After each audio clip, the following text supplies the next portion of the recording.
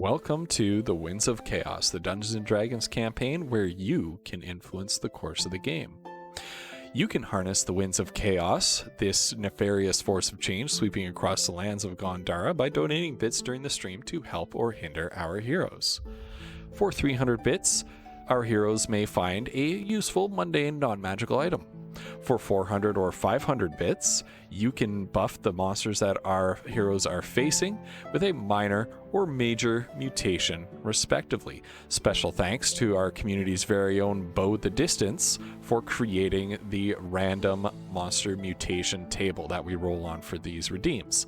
For 600 bits, you can compel a player character's flaw. 700 bits grants inspiration to one player character. That's a reroll of a d20 during a clutch moment.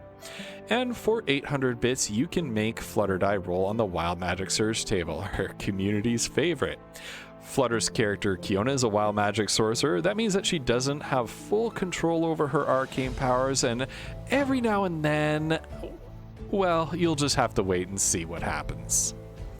Finally, subscribers to the Dungeon Masters channel, that's Twitch TV/GhostPepper, can harness the Winds of Chaos to blow a custom NPC or magic item of appropriate level into the party's path. Please DM me on Discord for more info. Oh, one last thing. If you're a regular supporter of this campaign and redeeming or subscribing or things like that are things that you do fairly regularly, please consider subscribing to our monthly coffee plan. We use the proceeds from that to...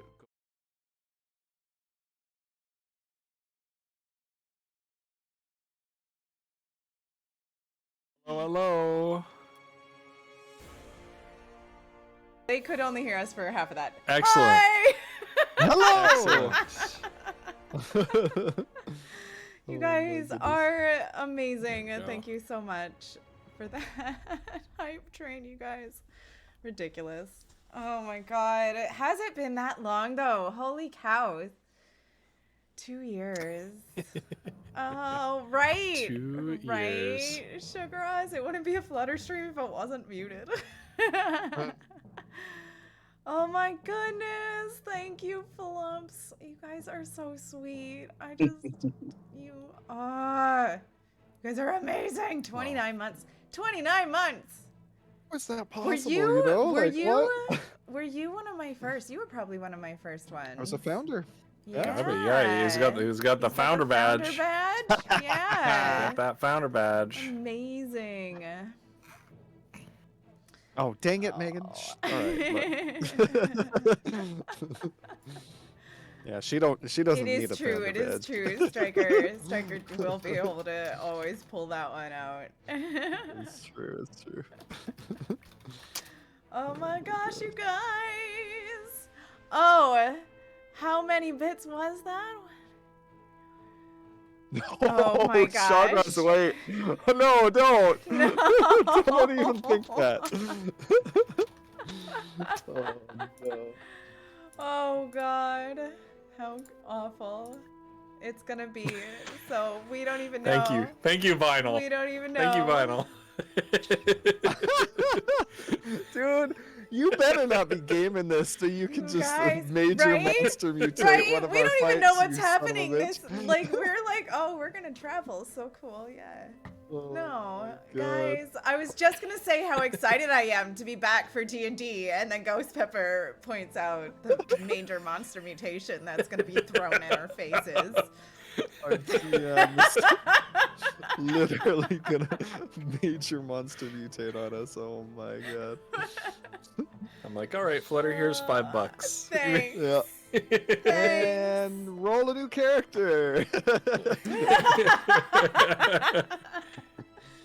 Oh man, but we leveled to 10, you guys. I'm so excited for the new abilities.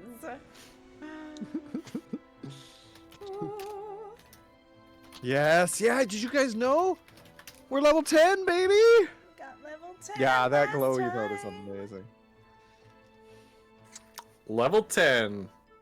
We did We it! said that we were going to take this campaign from level 1 to level 20, and we're finally halfway there. We did it! halfway, chat. That means Two- 2 more years 2 if we're more going at years. this rate. No. Ghost is like, I don't have 2 years of content. Fuck that. You may find that the levels come a little bit more frequently now than they did before. Okay. That also some means, some though, sessions you that- may level up twice. Yeah. Now the next time, you guys are getting 2 levels. We're win packing from here to eternity. Oh man. You'll There you never go. be Sugar rid says, of "What us. did everyone level? Maza, Rogue, or Pally? I don't care about Foodle. Gnomes suck." Wow. So I Wow. decided, to multi-class again, and I took, let's see, Bard? which one did I take? Yeah, I took Bard Okay. as my third Good. multi-class for Mazra. Good. Rogue, Pally, Bard. Yeah. Another. Just stack on another charisma caster there. Yep. You should have Warlock kept Arcane Trickster. God, can you imagine? No, that would No, be funny. Maza just stacks every charisma caster. Yeah. no, I took Paladin. Paladin level. Nice. Yeah. Is it level 7 you get that aura? I think so. I think That's so. gonna be cool. Yeah. Amazing. That's gonna be really cool. That'll be nice because it'll be in addition to her current like smell aura. Mhm. Right. No, I'm just kidding. I'm kidding. Is that what you said? I couldn't tell if you Right, said right. smell or Like- spell, and I was I like, did- wait. No. Smell. Everybody, Smell I- aura? And you're like, I'll just smile and nod. Yeah, Right, right. I mean, if anyone has a smell aura, it's Foodle, right? With the smoke lake. Oh, it's gotta be. Yeah. It's gotta be with that. Extra dank. With that pungent Extra smoke dank. leaf. Oh my god. Amazing. Extra pink. Oh, Thank you no. guys so much for that hype train. You're Oh, so yeah, sweet. hype train. Well, don't thank me yet. Wait a minute. Oh no. Oh no. Oh my god. Look, I got a little dolphin though no. with sunglasses. Oh, nice. Oh, that's adorable. Oh my Right? goodness. Thank you. Ah, That's so cute. Yeah. I get I got that. it too. Yeah, look at that. Oh, emotes are being delivered. Yeah. What's my new emote? Give it to me. So, Give it so- to me. Like, where's The where's all the hype Ooh. emotes? Global emotes, prime Oh, that's miscellaneous so volatile cute, toast. Striker. Wait, what does she That get? is so fucking adorable. It's like a I little need to like pop out chat. wolf dog with a heart. Oh, that's adorable. God, that wiggle. Amazing. That's so. Oh, I good. got 2 dolphins. Do you? Ooh. Yeah. We'll share them both. There we go. Oh! Oh, snap! The applause. Oh. amazing. I love That's it. beautiful. That's really cute. Hi, boop. Oh my gosh. Agras. Hype boop. Oh, wow. Okay. All right, friends, are we ready to get down to business? Oh, yeah, let's do it. Bang. All right. I'm ready. I will ask the roleplay warm-up question of the week and let you guys think about it, and then I've got some thank yous and some announcements to deliver here. So the roleplay warm-up question of the week. So this is what the website gives me. What advice would your character give to a younger version of themselves? I'm gonna change this. Instead of advice, what is one item in your character inventory? What is one non-magical item in your character inventory that you would give to your younger self? Ooh. Think about at the very start of the campaign. If you're to like start the campaign over session 1 and a magic portal opened and an older version of your character said, "Here, take this," and handed you a non-magical item, which one would that be? Right. Of course, you folks out there in chat, if you have a guest character in this campaign or just a D&D or other TTRPG character that is near and dear to your heart that you would like to answer this question for. We always love to share, and we always love to hear about your characters at home. And so with that, while our players are thinking about their answer to the roleplay warm-up question of the week, I have some thank yous to deliver.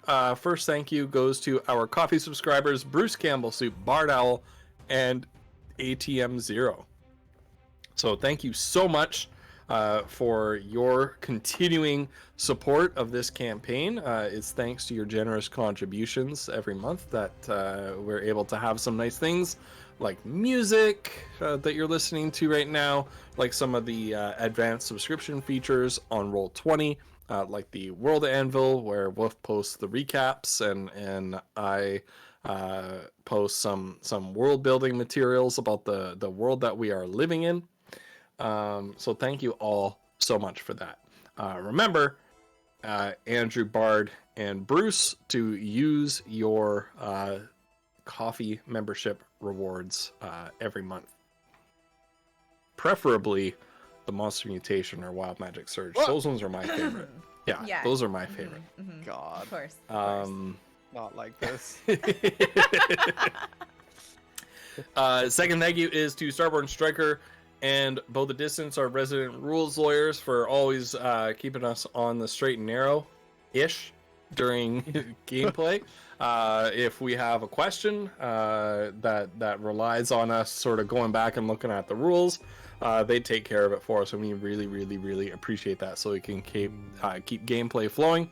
And speaking of doing things to keep gameplay flowing, thank you to Vinyl Stencil for being the one to organize these bits redeems and shoot me DMs to let me know when bits have been redeemed and what the contributor wants their bits to go towards. She sent me Ghost Pepper 500 bits major mutation cap emote. Oh my god! At least she included the cap. Oh. Yeah. Yeah.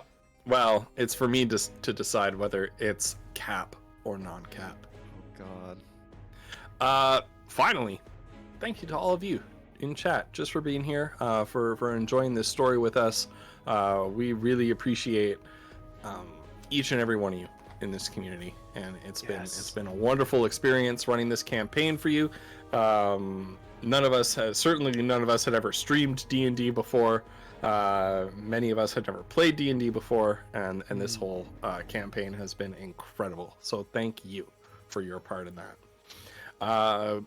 Big announcement for what we have coming up. On Saturday, we are going to have a daytime Winds of Chaos session. So we're going to have a special session with a special guest player this Saturday. What time are we having it? I think it's like 10 o'clock or 11 o'clock or something like that.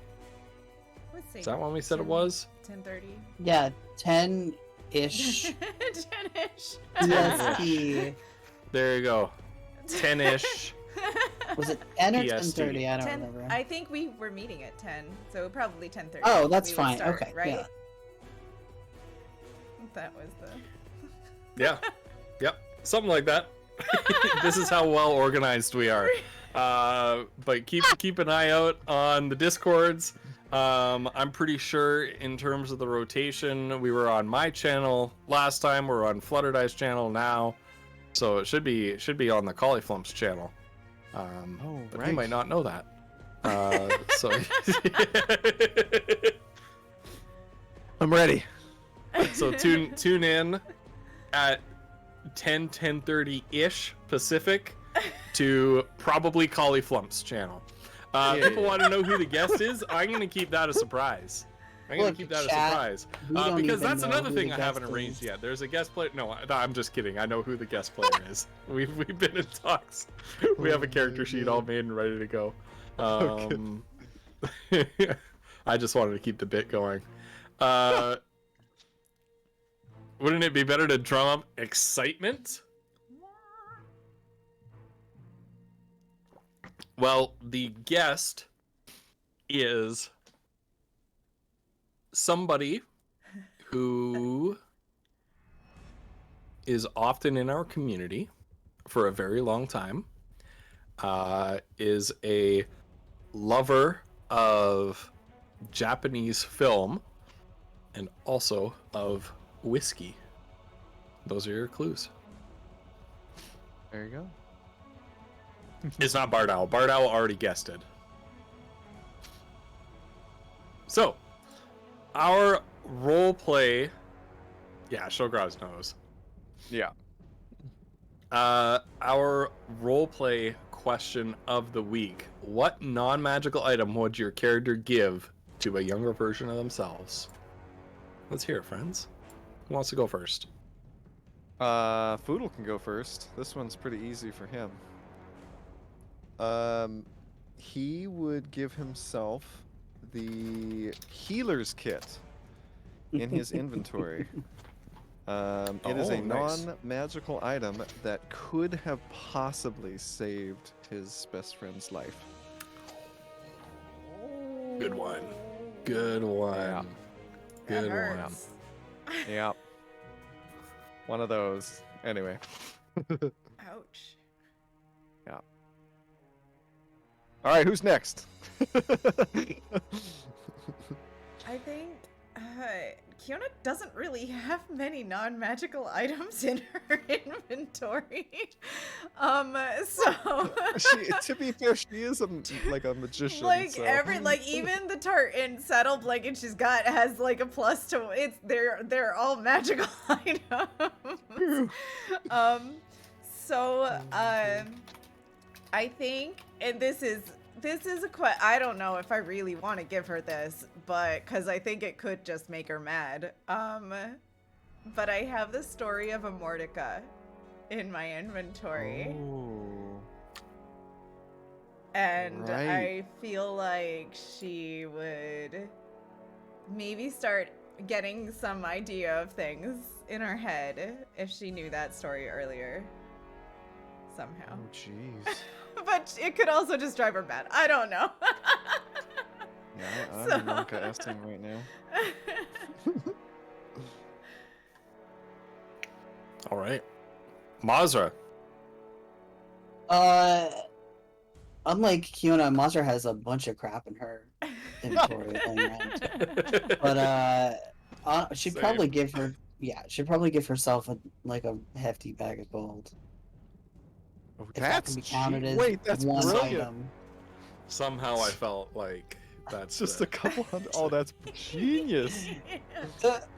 Imagine if you could be sure that once young Mazra reached the current point at which older Mazra passed the gold back, she could be sure that like she would then also be in that position to pass it back.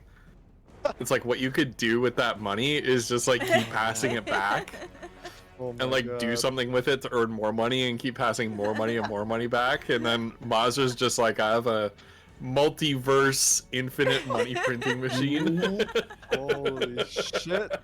This is why Mazra's the It is- smartest it of us is, all. yeah, Oh really. my god. Holy shit, she's a genius.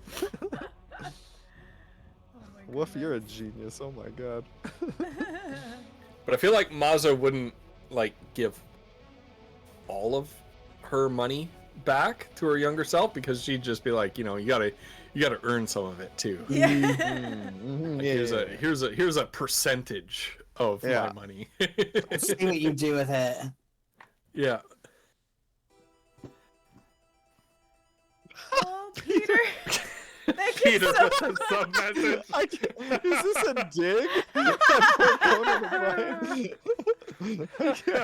Oh no. Oh, Hey, Bo. hi. All right. Oh, we've missed you. So, the answer from chat, Mr. Shiraz Shadeheart would give his younger self condoms. Oh, smart. Efima would give her younger self her famous secret cookie recipe and a snail, Callum. Oh, God. So Poor knowing Callum. knowing knowing the origins of Callum, it's like just doubling down on this poor guy's life. Poor Callum. So what, you sending me back in time now? Darvin would give his younger sorry, I self don't his have the journal, command. which feels cheaty, but he'd basically say, "Don't do any of this." Bye. That's pretty good. That's amazing. Thank you, Bo. Thank you. I am on my holiday break, and so I have not trimmed my beard in about 2.5 weeks. Oh yeah, did any of your students say anything? About what? Like your beard? When? I Hey, haven't seen did them you in not- 2.5. No. What? It was just me? Yeah. Oh Yeah. my god. Alright, well. Yeah, get wrecked. I work for an independent school. We set our own calendar. I get an extra Oh week. my- Yeah. What? That's right. You The have an public extra district is back. Oh, All my teacher friends who teach in the district are back at work, and I'm just here like, get wrecked, fools. I've never been so salty. Oh my god. This is so much bullshit. No wonder you were like, oh yeah, I'm good to go for Tuesday. I'm like, that's the first day back. Are you crazy? Well, you're fine. You're good to go. No, I'm fine. I'm fine. Oh Yep. my god. Unbelievable. Afima doesn't know Callum is a man. Yes, I appreciate like all thii awful things that Afima inadvertently does to Callum because she thinks just that he doesn't is know. but a snail. Yeah. Treeroot would give himself his current favorite tea set. Wow. That's so sweet. Nice. Yeah. Love that. Yeah, that's like one of those cool things. You would get so much more enjoy, just like those extra years of enjoyment out of it. How wonderful. That's amazing. That's a good idea. That's a good idea. Yeah. It's a great idea. Okay, friends, are we ready to rock and roll here? No. Oh, yeah. After that, the thing. What? What? What goes What? to generous donation? What? Generous donation. Fieldin would give herself her last full notebook. Ooh. Ooh. Oh. I don't know. Intriguing. Yeah. Those are some I notebooks I'm Don't sure would know be if this is really the fun right to read. music. It's very quiet to start. As all Sirenscape music is oddly really, really quiet to start. Yeah. Yeah. And then it gets blaringly ridiculously loud. loud. Yeah. Yeah. Yeah.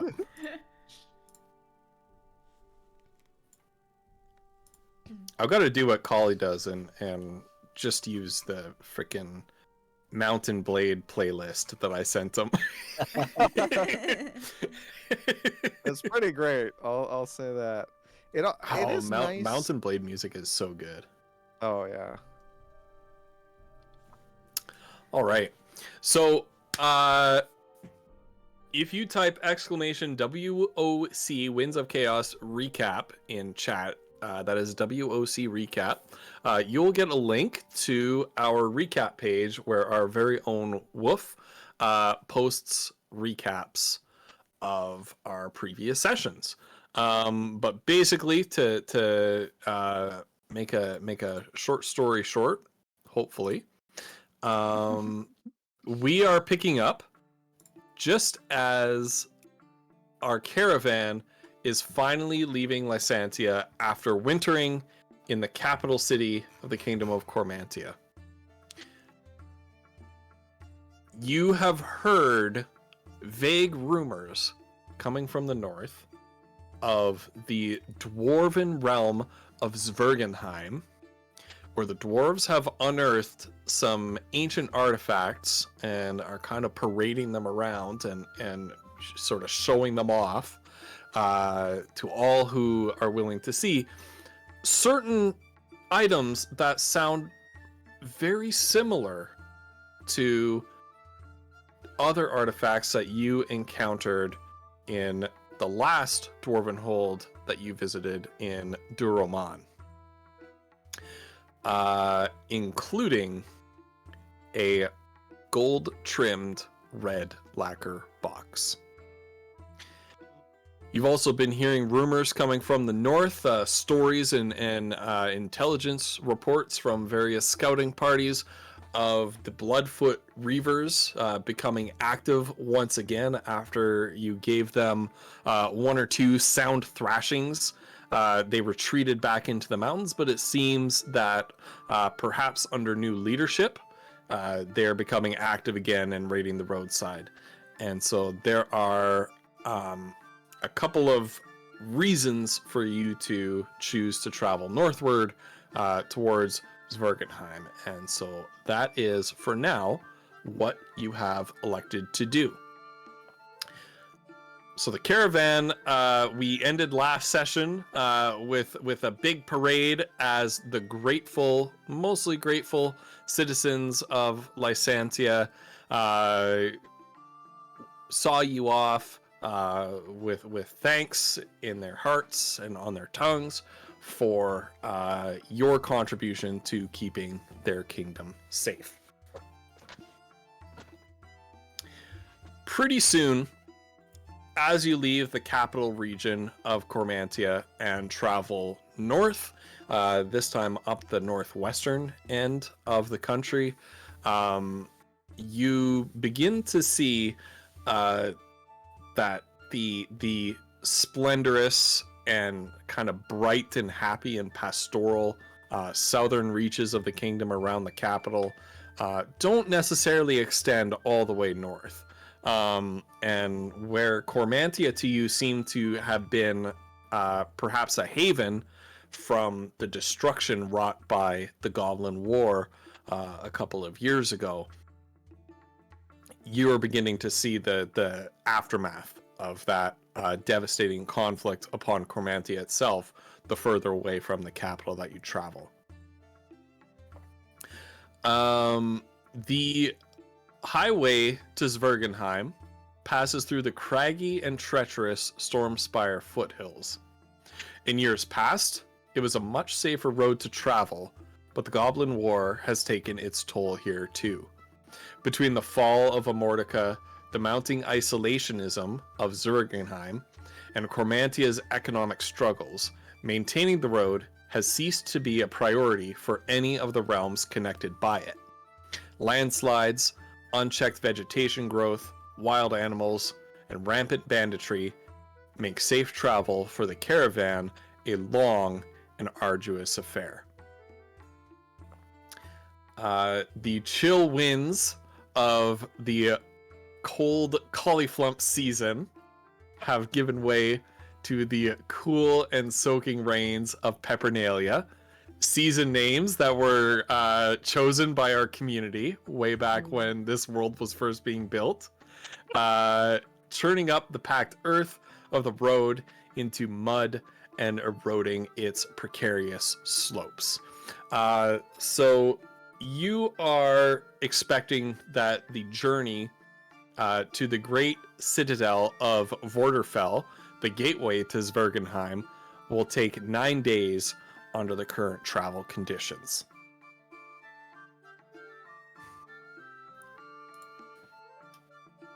And so with that said, you know, you've got to pick your way up this damaged and dilapidated sort of mountainside highway.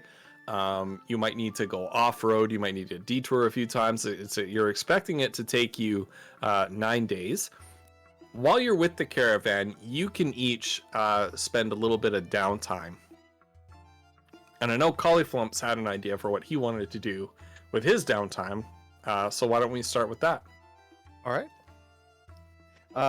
Foodle would like to spend some time with Andrea Pantalonia, as he's learning how to use the herbalism kit. Okay.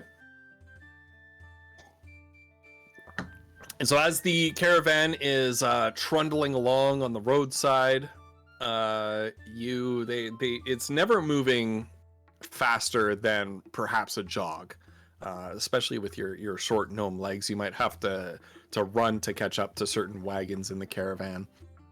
But you see Andrea Pantalonia's tea shop wagon, all packed up. It's green roof, showing some of the new buds of her various herbs and tea plants that she's growing up there. And Pantalonia herself is kind of lounging in the window, her arms up on the windowsill, her chin resting on her hands like this, kind of watching the landscape go by from her vantage point, peering down the slope of the mountain into the valley below. Andrea, hello. Oh, hi, pardon me. Right. Ooh, we're not off to a good start. Oh, hi, Foodle. How are you doing today? You're looking bright and cheerful as usual, you sweet pumpkin. Yeah, well, I mean, I'm doing amazing. I feel like, my family's safe back in the house. Santia? What was it? Angevine? Well, I know that. Angevine House. Thank you. I was like, wait, what was it called? And yeah, that the weather's changing finally. It's looking beautiful. Oh, I know. Isn't this lovely? I can grow my tea plants again, finally. Oh, Yeah. Isn't cauliflumps just the worst? Well, I mean, I wouldn't say that necessarily. More, it's nice. It's a nice change, Yes, well, I agree. Are you here to practice your herbalism some more? Yes, but first, some tea. Yes, of course. Why don't you? Sorry, I gotta see what Bo is doing in the chat there. I gotta close this chat. Yes, of course. Come on in. Come in. All right. And Andrea welcomes you in, and she packs some leaves into a little tea steeper basket.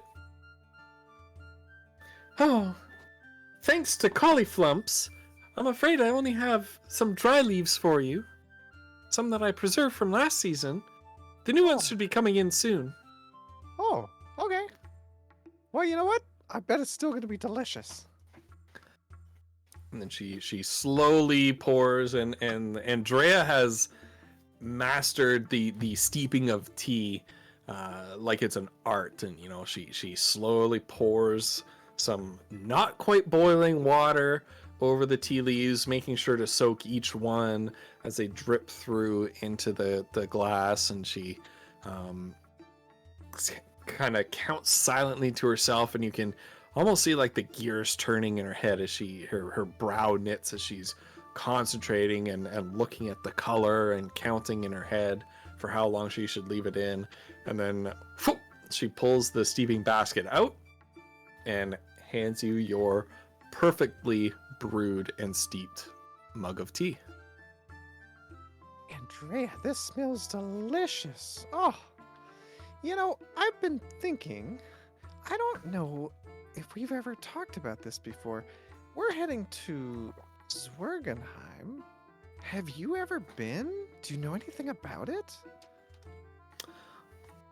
Oh, I only know that the dwarves who live there are just the most special noodles.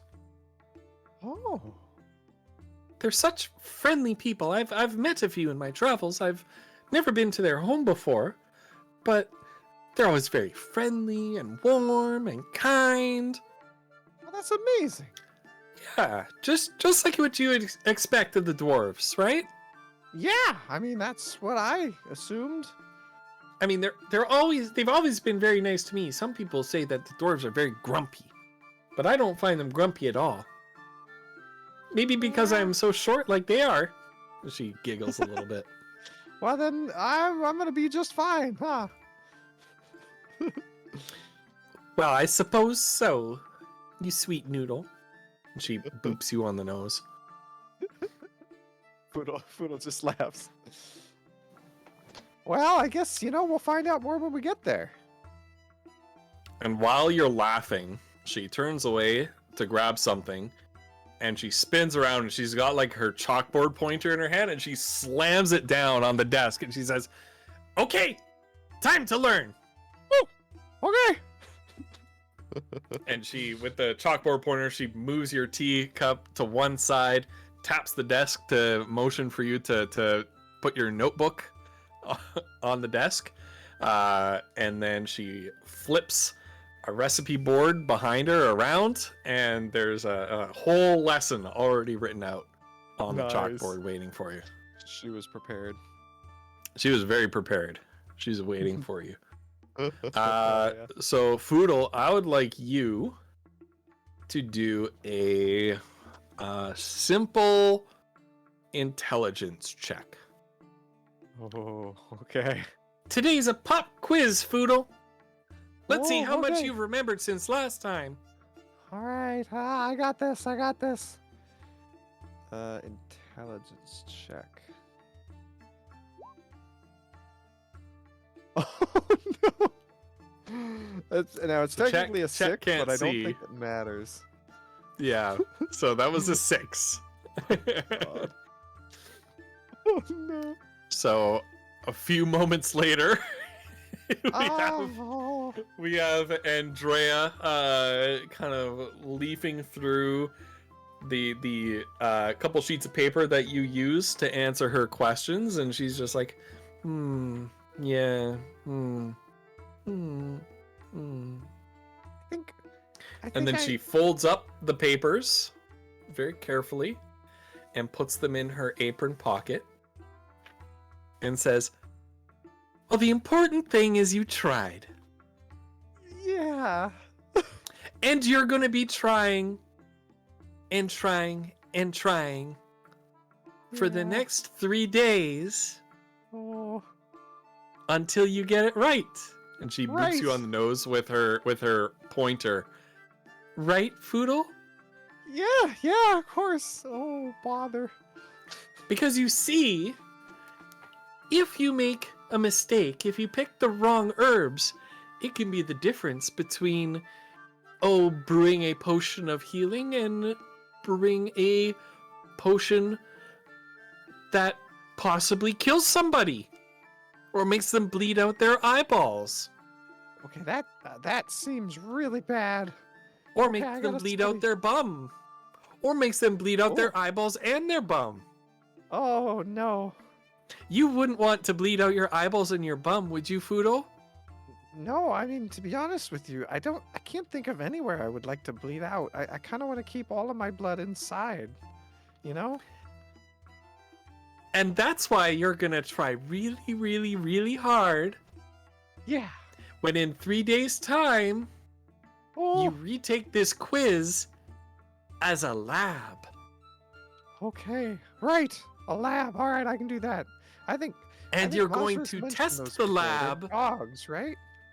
You're gonna no. No? You're gonna brew your very own potion using the knowledge Oh. that you were supposed to learn for today's quiz. Oh, good. Now no one's And gonna drink because the potion, we- right? Well, because we never want to hurt anybody else with our creations unless we're sure they're going to work, you're going to test it yourself. Oh, good. Okay, I'm gonna do some studying, I think. That's a Uh. really good idea, Foodle. You're so smart. Yes, definitely. Thanks, Okay, Andrea. well, I don't want to keep you.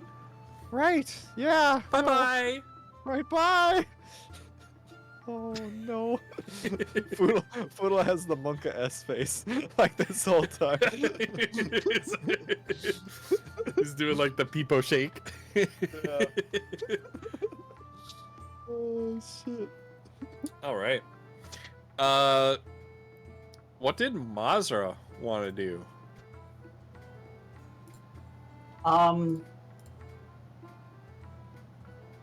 I think it's been a while since she kind of like ran her shop, but I don't know if that's needed right now. But Okay. I don't know if she can do any sort of research on the area they're going to or anything like that to give them maybe a bit of a like knowledge about before they get there. Sure. Yeah. Roll an intelligence check, Okay. and depending on the result, I will let you ask a certain number of questions, and I'll tell you how many questions you can ask. Okay, where is that? You think I know my way around this character sheet by now? All right, so you rolled a total of 15. I'm going to say that you can ask me 3 questions about Zwergenheim. Okay. Oh, why did I do this? I'm bad at this part. I think what you can find out about like who is currently ruling it. So, who is currently ruling it is a king, what they call a high king, which is a little bit different from most dwarven realms are ruled simply by a king. Ruler of Zwergenheim, they call themselves a high king, and it is.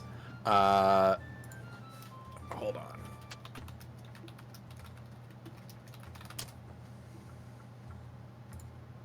Someone say a high king? No, I'm just kidding. Sorry. Yeah, high king.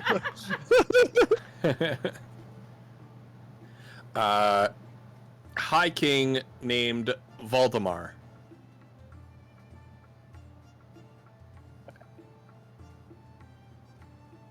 And then Now- do we know? Oh, sorry, go ahead.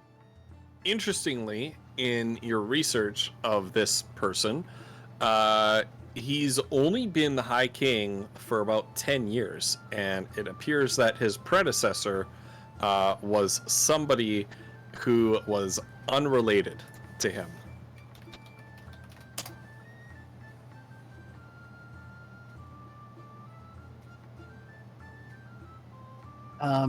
Okay, I guess the other thing is, do we know what their like the basis of their like economy is? Are they like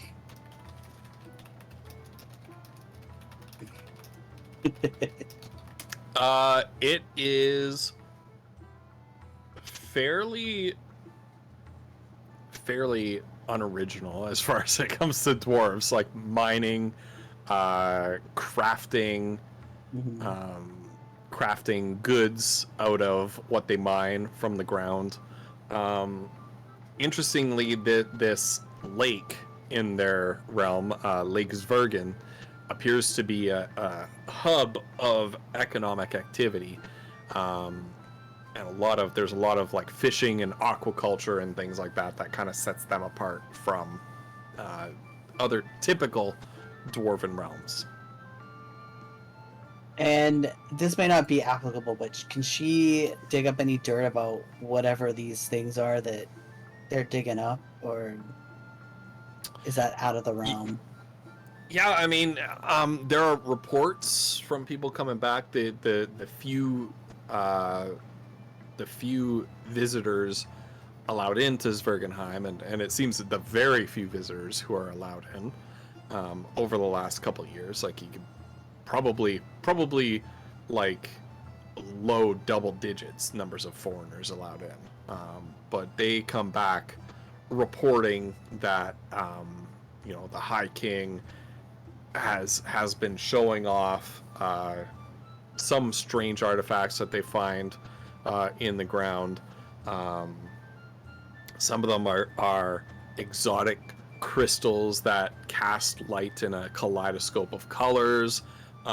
There is, of course, the gold-framed red lacquer box, which you've seen a couple of those now.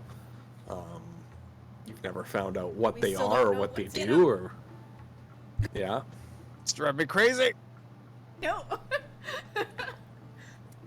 But those seem to be the key ones, and the box itself has been incorporated as one of the sort of crown jewels of one of the royal insignia Okay. of the High King. Okay. Cool. Thank you. All right. And I believe that was it, right? Yeah, pretty Three much. questions. That was Yeah. Okay. And finally, we come to Kiona. And Kiona, you are sitting in your carriage, trundling along outside, and in your hands is an old leather-bound book. And you open the cover to the book, and your eyes and your fingers trace down the list of names of the previous owners of this book. And your memory casts itself back to something that you did by yourself in Lysantia. Something without the knowledge of your companions. It was one of the final days before you left to hit the road again with the caravan, when you paid a visit, as promised, by yourself to Shagrazd. Did you enter through the front door or the back door? I always feel I need to ask that question. Even though I feel like I know the answer because it's become such a meme.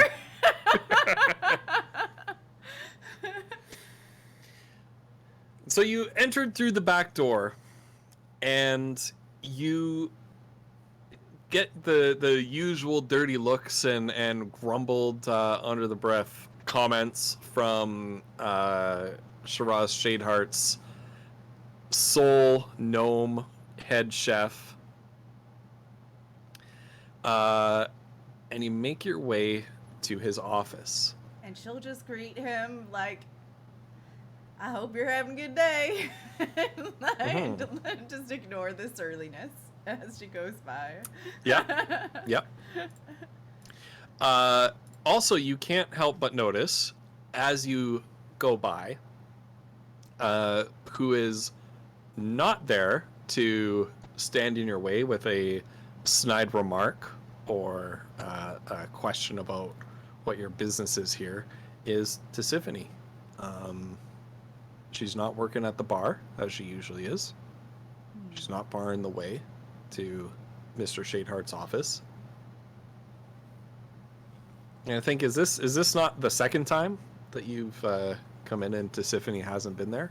I think it is, yeah. I think so. Mhm. Yeah. Okay. So she'll go to the door and knock. All right. Of his Come in. office, if that wasn't obvious. Yeah. And she'll enter. Yeah. And Shadeheart is seated behind his desk, sort of feet kicked up onto his desk and crossed at the ankles. He's leafing through some papers. They look like invoices of some kind, doing some business accounting, whatever. And on his desk, kind of in between him and you, is the book sitting closed. I was wondering if you were going to show up. Of course. Did you bring your friends? No, sir. Good. Come on in and shut the door behind you. She'll do so.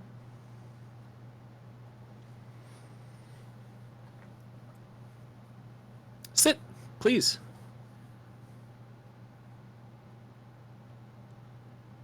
How much of this book did you read before bringing it here? And he kind of taps his finger on the book. Well, I mean, it has not that much. I guess it wasn't that much, actually, was it? Was she just paging through, and it was really just that she saw this list. So, yeah. No, I was just leafing through it because I don't really know what to make of it. Really. Yeah. Well, a very interesting volume. I've taken some time to peruse through it myself, and it, well, it brought back some very interesting memories. It did.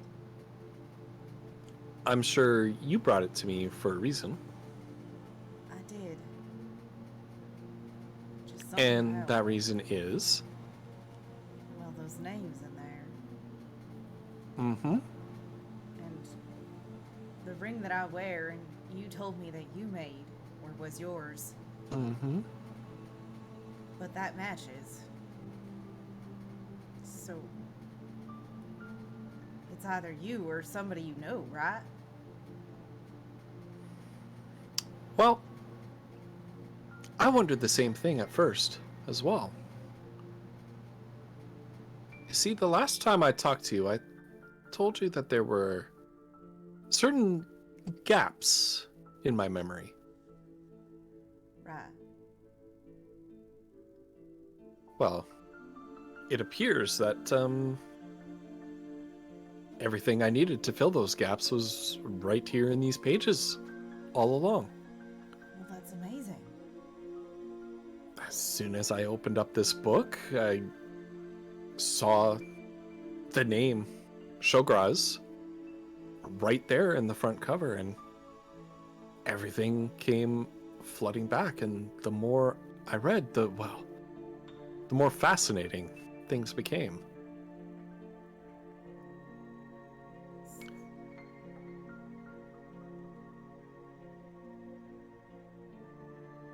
Kiona, what do you remember of your family?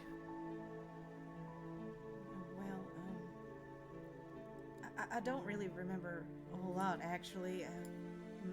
My mama found me a home at the farm, and I lived there growing up. Sometimes I get flashes of rituals and things in the little crypt that we found behind that farm. Isn't that interesting? Flashes, memories, in a place I assume that feels pretty warm and fuzzy and homely, Right. in spite of the content of those memories. Yeah.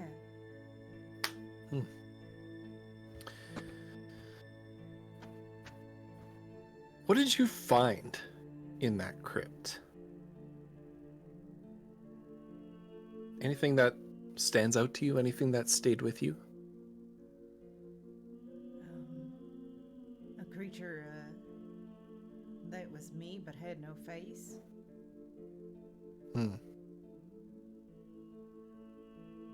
Wearing orange robes, was it? Right.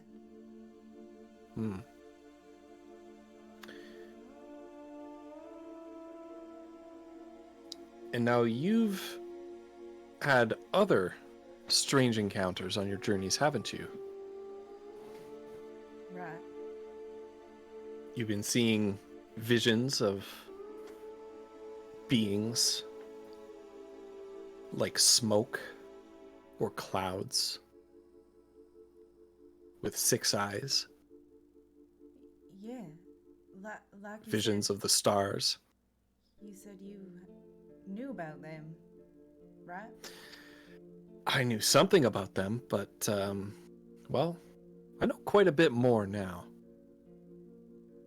Can you tell me anything? And he kind of opens the book up to a page that he has marked, and you see in sort of a grease pencil sketch something very similar to the nightmare vision of that servant who was in the sanatorium,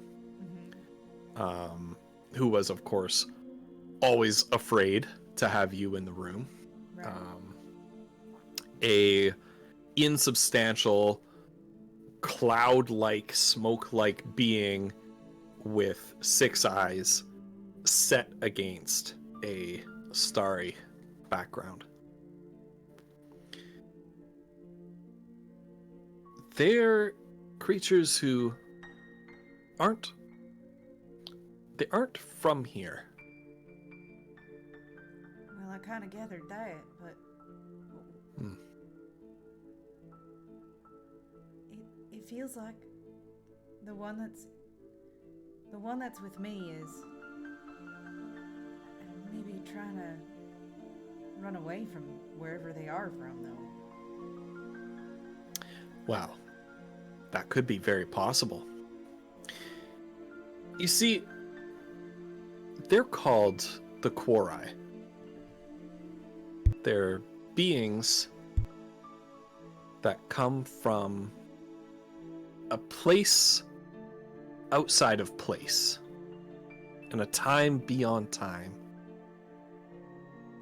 that some scholars call the astral sea. We can see it every time we look up at the night sky, but we can never go there, except, it seems, when we dream.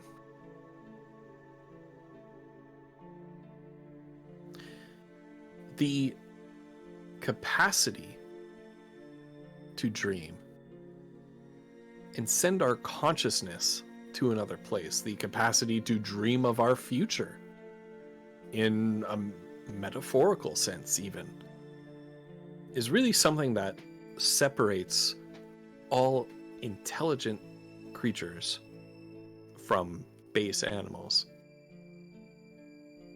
After all, if you look at all of the beasts and the monsters and the low creatures of our earthly domain here, we're made of the same stuff as they are. Why is it that a dog can't speak? Why is it that a cat can't invent? Why is it that a fish cannot fathom, pun intended, a better future for itself?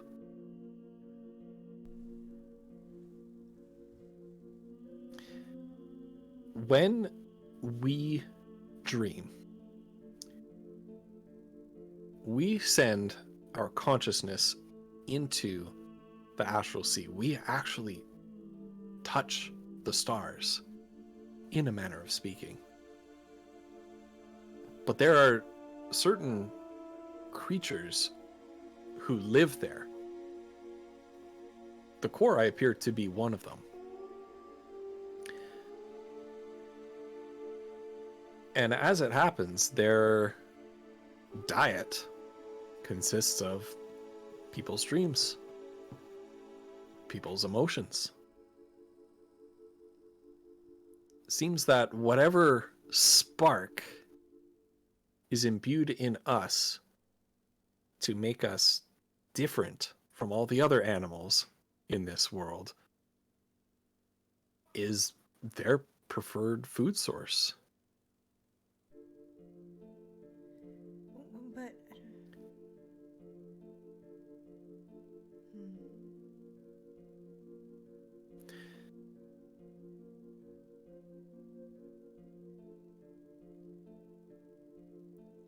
the one in my head has never, at least I don't think they've ever.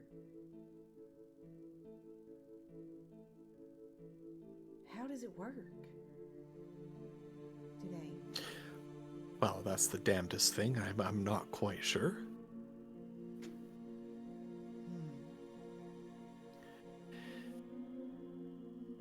The problem of it is that they're very hungry beings. They always want more. They've been looking for a way for eons to not just wait for the occasional dreamer to pop up in their realm, to siphon a little bit of whatever it is you want to call it off of them. They're looking for a way to come here. And they actually have in the past, and in small numbers. Right. They're actually all around us. Watching, waiting, laying the groundwork for, I suppose you could call it the cultivation of this world.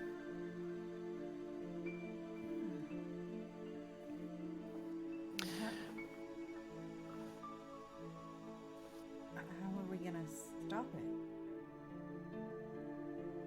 I haven't the faintest clue. Now, as for your passenger, it appears that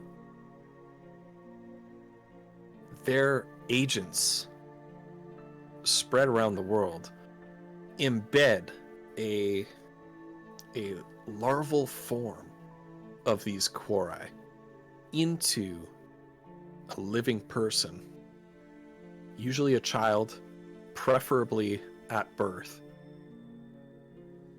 These individuals become soul bonded in a way to this creature that's inside them. And the creature grows and experiences and takes form as the child grows. We call those beings the inspired. I'm one of them. You're one of them. By all accounts, Erusian was one of them, as was Galthor. As was every owner of this book throughout the ages. This network of theirs is so vast and sweeping that they've had control over much of the known history of this world. Even some of the names in this book are names related to forgotten gods. These inspired may have been emperors, powerful magicians, deities that later peoples sent their prayers to. My nearest guess of what happened to you is that you were born uninspired. You were sent to this farm for reasons that I can't fathom. It must have something to do with that place that you found near there. And the intention was for you to be raised and shaped and groomed, ultimately, to be an agent of this shadow organization that our erstwhile friends Erusian and Galthor were also a part of. But it doesn't want to Very do that. easily, you could have been an ally of theirs.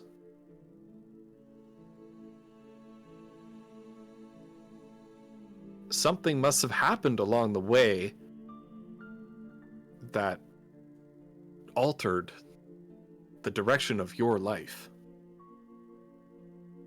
You could say that. So what was it?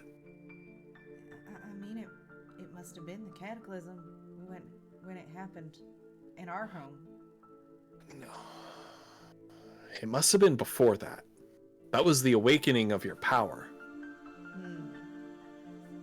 But you had been set on this You had been shaped into the person you are today by that point.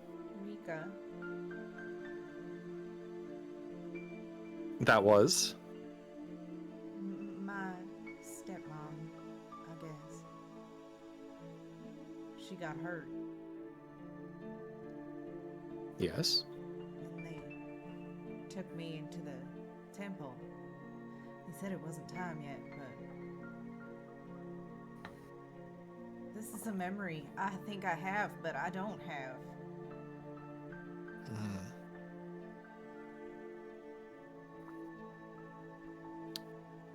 Perhaps this Rika was the one who was meant to guide you.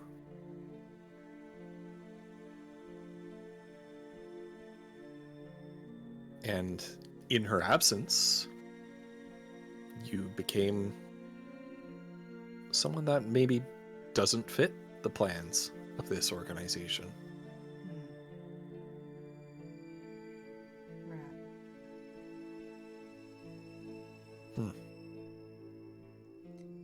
What about you? Well, I say without much pride that I believe I did do their dirty work at one point in my life. But that's not who I am anymore.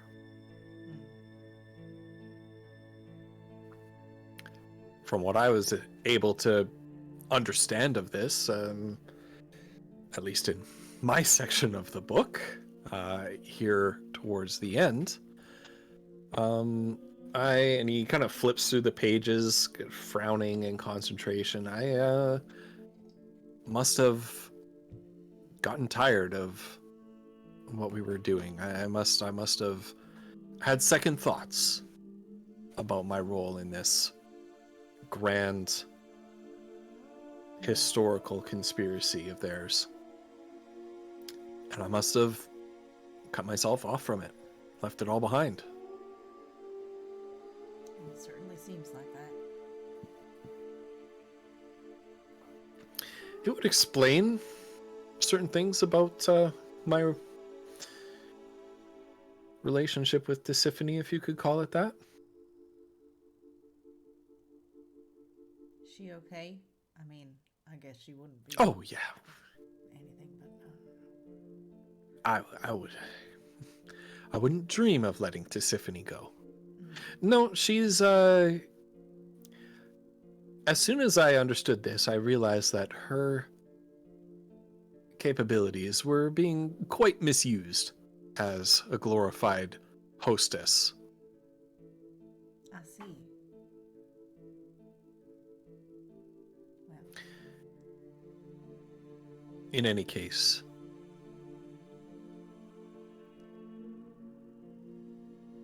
I think it may be best to leave you to digest all of that. You and your other you right. likely have some reflecting to do about all this. And he closes the book with a heavy thump and slides it back across the desk towards you.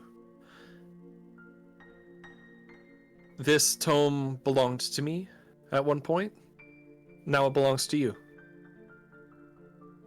I hope you make use of it. Thank you. There's tremendous power and tremendous secrets to be gained from it. I know that you'll make the right choice with it.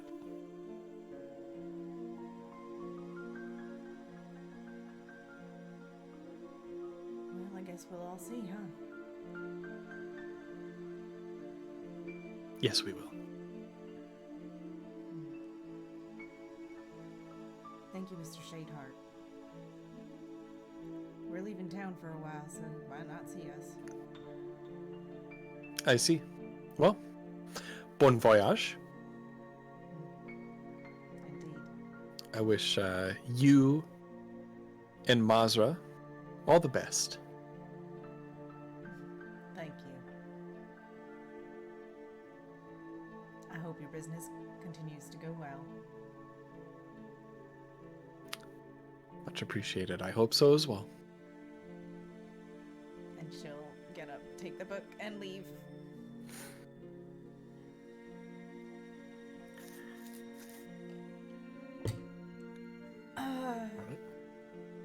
That was a bit of revelatory stuff, guys. Yeah, what the fuck? I just could just, you know, she was just told like a little alien was implanted inside of her when she was a baby and grew. Mm-hmm. Jeez, what the fuck? This is insane. That's cool. That's cool. Core, is that the way? Is that the way it's spelled? The way that Flum spelled it in Oh, chat? I have no idea. It is spelled spelled like this. Ah, Okay. son of a bitch! I stuck an A before the Wow. I. Very close. The only Very thing I'm close. never gonna do is Google that. I do not Right? wanna know. That's not a thing. Yeah. Yeah. I mean, don't. I appreciate that. You kind of can, because this is an existent like creature and faction within a particular D&D campaign setting, but I have made extensive changes to it. Sure. Yeah. Gotcha. Okay. So even if you do Google it and learn a bit of this or that, it might not hold up. Right. Right. Yeah. Makes So sense. it's not worth it anyway. But now, Kiona, that book has a whole bunch of stuff about Yeah, them in there. that will be And her about- primary focus for a long time, probably. yeah. She's gonna be. And about the it has a lot of stuff about the particular succession of Inspired who Interesting. were in possession of that book. Right. Interesting. Which is not all of them in the Right, world, but there is a chain that leads through Shiraz Shadeheart and to you. And I hope you took note of some of the other names. I mentioned some other names that were in the book ages ago. I don't know if you took notes of those, but there are some interesting ones. No, but I'll Mhm. definitely go back and rewatch the VOD and make note of them later. It's hard to take notes when It you're in the really middle of is a when- conversation. yeah, Like, It no, I trying is. get To, like, It just is, yeah, pay it is. attention and like, yeah. Yeah. But yeah, no, Yeah. I'll be listening to that all again. Yeah, me too. Yeah. Those are the kinds of things where I tend to go back and listen again and like rewrite down everything he said. I have it in my DM notes somewhere. So I might give you that list again. That would Just be to make really sure that you sweet have of it, you. because it's I mean it's something that normally I wouldn't, but it's not something that you've heard or Right. things like that. It's you literally have it right in front of you. Right, it's in the Right. book. So Yeah. yeah. True. Yeah. That makes sense. All right. And so as you are traveling, we are using the campfire rules for travel here. So I did some pre-rolling. I set everything up. This is down to you to do your skill rolls. And I tweeted about it, but I used my hashtag not sponsored, but really cool holiday reindeer D20 to you probably can't see anything in there, but there's like a little reindeer figure in there. Look at Oh, it is cute. yeah, look how cute it look how cute it is. Amazing. So that's from my dice advent calendar from Adventure Dice. That was the final That's cute. day was like a full set of reindeer dice. Aw. Yeah. So I used that to pre-roll, but it was really cool. Assuming everything goes as planned with the travel, which it may not, you are expecting this journey to take you 9 days. Right. So each of you needs to subtract 9 rations from your list. How much we talked about- I've got 18. How much so if either of are you need rations? some, I You have probably 18? can Okay, cover because you. Foodle Yeah. has 4. Oh yeah, I can Oh, give you. oof. I have 13. Foodle, you so can I'm you can good. also you can also forage for food, right? To Oh, that's offset right. some of And, that. and he doesn't get slowed down because he's a ranger. As long as we're Yeah. in like Because I can just forest or what subtract was the extra the 5 from mine, but that's. You're not in forest. not in forest. Okay, what was the No, other you're one not that in I chose? forest, no. Oh, God. But I will allow you to make let's say 5 survival checks to see if you forage yourself some rations. You said 8, right? 9. 8, 9. 9 rations. Yeah, we need 9 yeah. total. Okay. Don't just All say 8 over again. You said 8, right? No, 9. All right. So 8. Ooh, these are Okay. good rolls. We're seeing the rolls. Holy crap. Seeing the rolls come through here. Oh, I'm sorry. 22, 25, 15, 18, 19. Yeah, you managed to forage up some rations for yourself each of those days. Amazing. So you spend your 4 rations, but you Okay. don't need to spend any more than that. Okay. All right. So that means that I don't have to give up those 5 rations after all. Yeah. So I still have 9 rations left, guys. Wait, did Collie ever pass his test? Oh, that's a good question. He's got to Megan. brew a potion. Right? a good 3 days question, later. And drink it. Fiona's Oh, been reading the whole God. time. We're gonna wait. Okay, We're gonna okay, wait okay. a little bit. Alright. We're gonna wait a little bit for that. Okay. Because I have color a was it? We perfect. do need to know the color. Oh, God. I actually, Megan, I can find all that stuff out. So This is Foodle's study music, by the way. He's just like, this is Foodle's study music. Yeah, this is Foodle's like study and chill music How do to you study spell to herb? or whatever. is there an H? Oh, God. He sits there with a half asleep look in his eyes, just constantly writing nothing in a notebook for like 8 hours straight. Anyway, so I read out the state of this road. Like, it's washed out in sections. There's sections where it's overgrown. You know, there might be like a tree that's sprouted out in the middle of the road. You might have to go off road a little bit to avoid like some mudslides or some you might spot some bandits and need to detour and go around to avoid them. So it's a precarious road to travel on. So the campfire rules have set a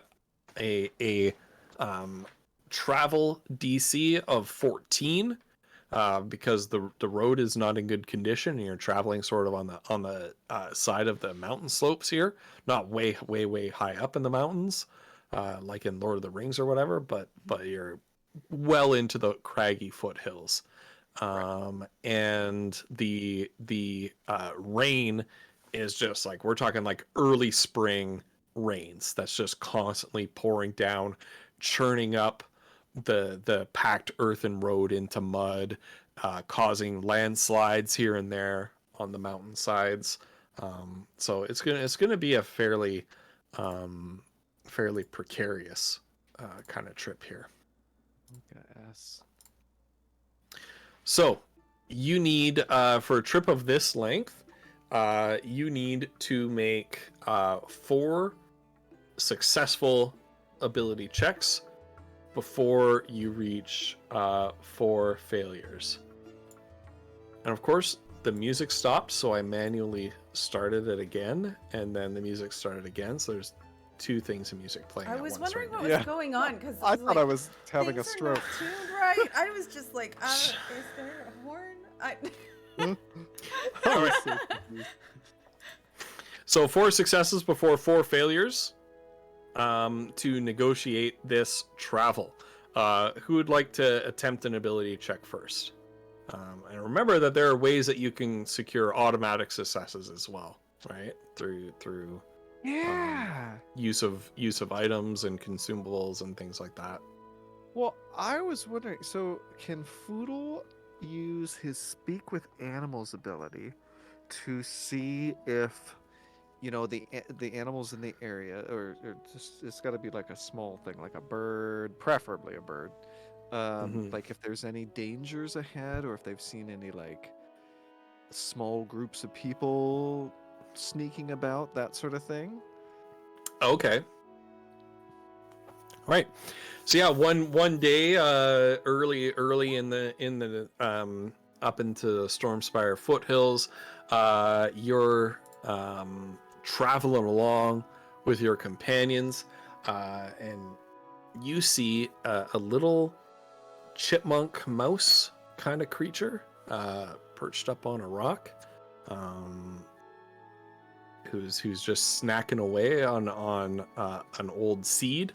Looks at you initially fearfully, but when you speak to it in apparently its own language of like chitters and chirps. Oh, yeah.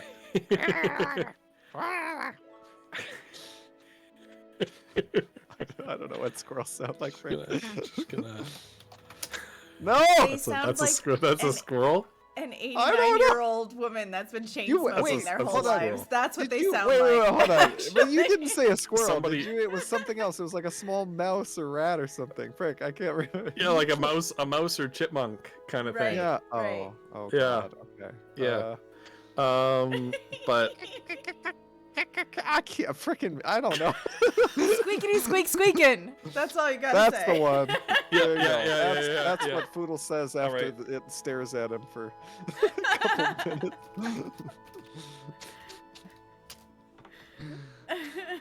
okay. Oh, mercy. Why do I do this?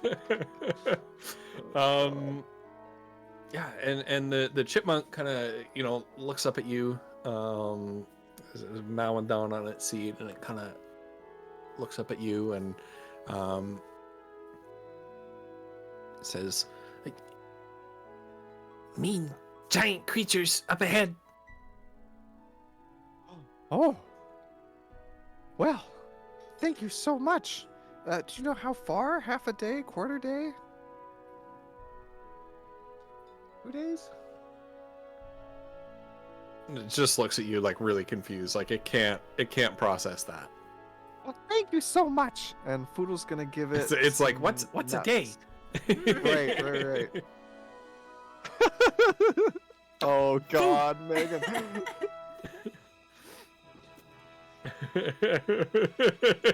Oh God, I forgot he could. Can't wait for Foodle to use his spell on Callum, and he's just like, "Get me out of here." I was a person once. Oh, jeez. I was Oh my once goodness. a man. Oh my goodness. All right, well, Foodle's gonna give the squirrel creature some nuts. Yeah, and it grabs at them and stuffs some in his cheeks for later, and just grabs them and scurries away. So that'll be an automatic success. Mazra or Kiona. So you manage to direct the caravan on a detour that takes them sort of safely around, out of sight and out of earshot of what are potentially some bandits waiting for you on the roadside. Nice. Nice. Kiona, you said that it was like really like a bad road. She will do the animal handling, try to guide the horses through safely so that no wagon upsets or anything like that. Right. Okay. So roll an animal handling. 22.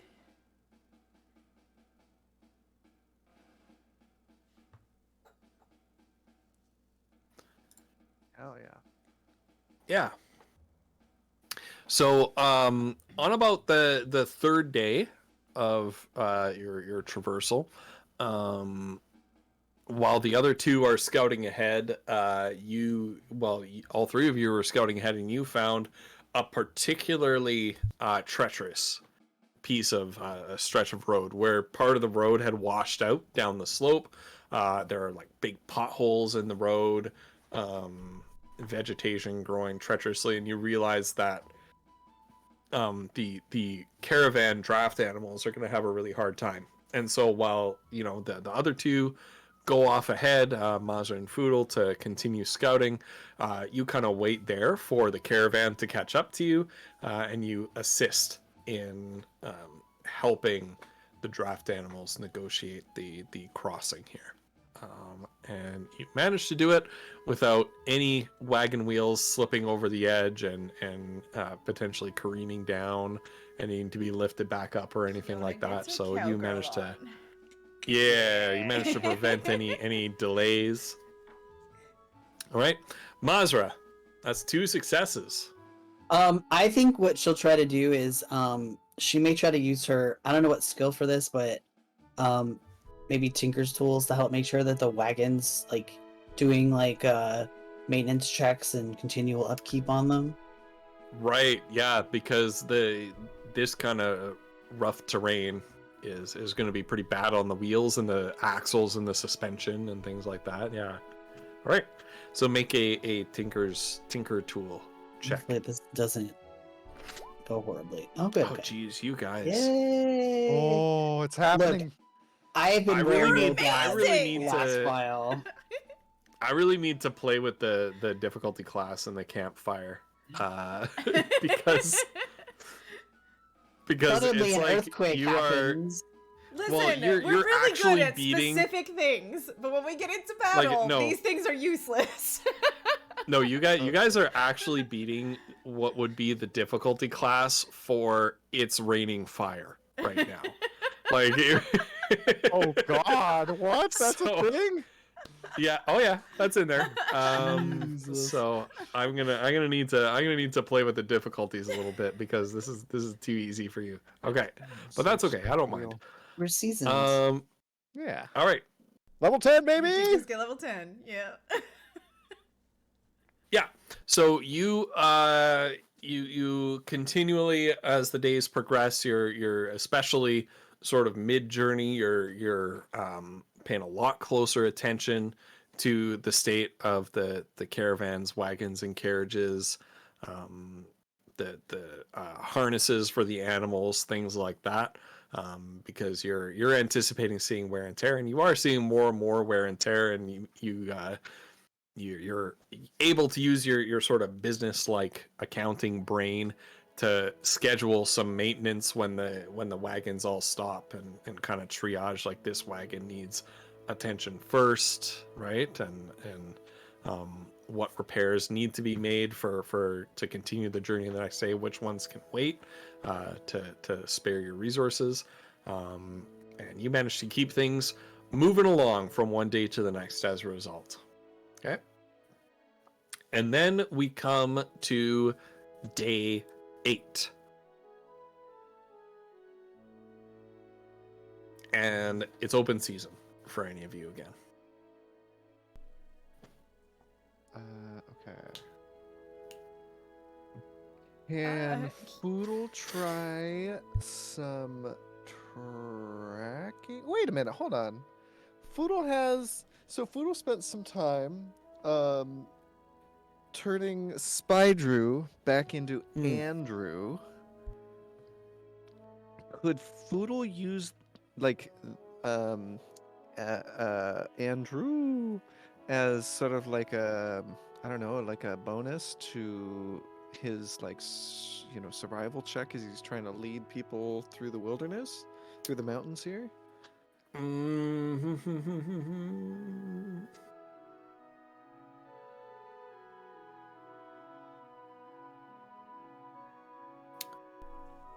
What is Spydrew's?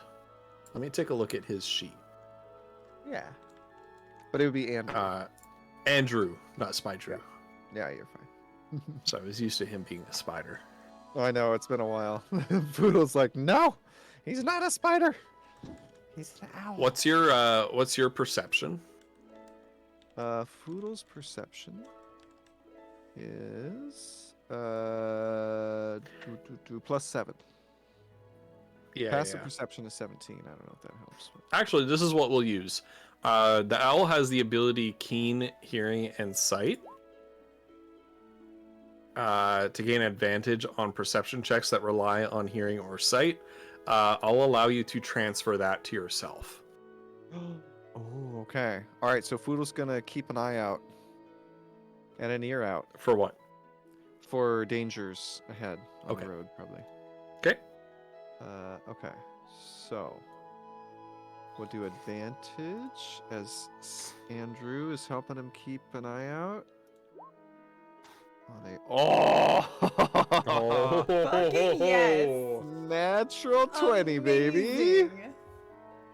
Beautiful. Oh yeah, you keep an eye out, and you do sense sort of a pack of mountain wolves that are sort of stalking the area nearby. But you use your keen senses, aided by your familiar Andrew, to skirt around them. Keep yourself. You want to keep yourself downwind from them. Basically make sure that you pass by undetected. As Andrew is circling around and kind of helping you scout, you also see through his eyes a what appears to be an old battleground nearby, the site of some sort of conflict. You can see from the air through Andrew's eyes the wreckage of a wagon, and the corpses of 5 well-equipped dwarven fighters who are just sort of strewn about on the grounds. Oh my gosh. Wait, hold on. Andrew has seen something. We should go take a look. What is There's it? like a battleground over there with some dead dwarves, I think. Oh, well, that's not Yeah. good. No. Yeah, Worth we an should check it out. investigation. Yeah. Indeed. All right, so we'll go take a look. All right. Gosh. So you detour from the anticipated path just briefly enough for you to scout this curiosity out. I have no idea if this music is going to be appropriate. Let's find out together. Huzzah! My favorite Sure. kind. That's good enough. It's good enough. Yeah. So far. So you come upon this kind of small clearing a ways off the road, about half an hour off-road travel away from the main road. And sure enough, you see the wreckage of a wagon and the corpses of 5 what appears to be dwarven adventurers that have been left to rot where they fell in battle.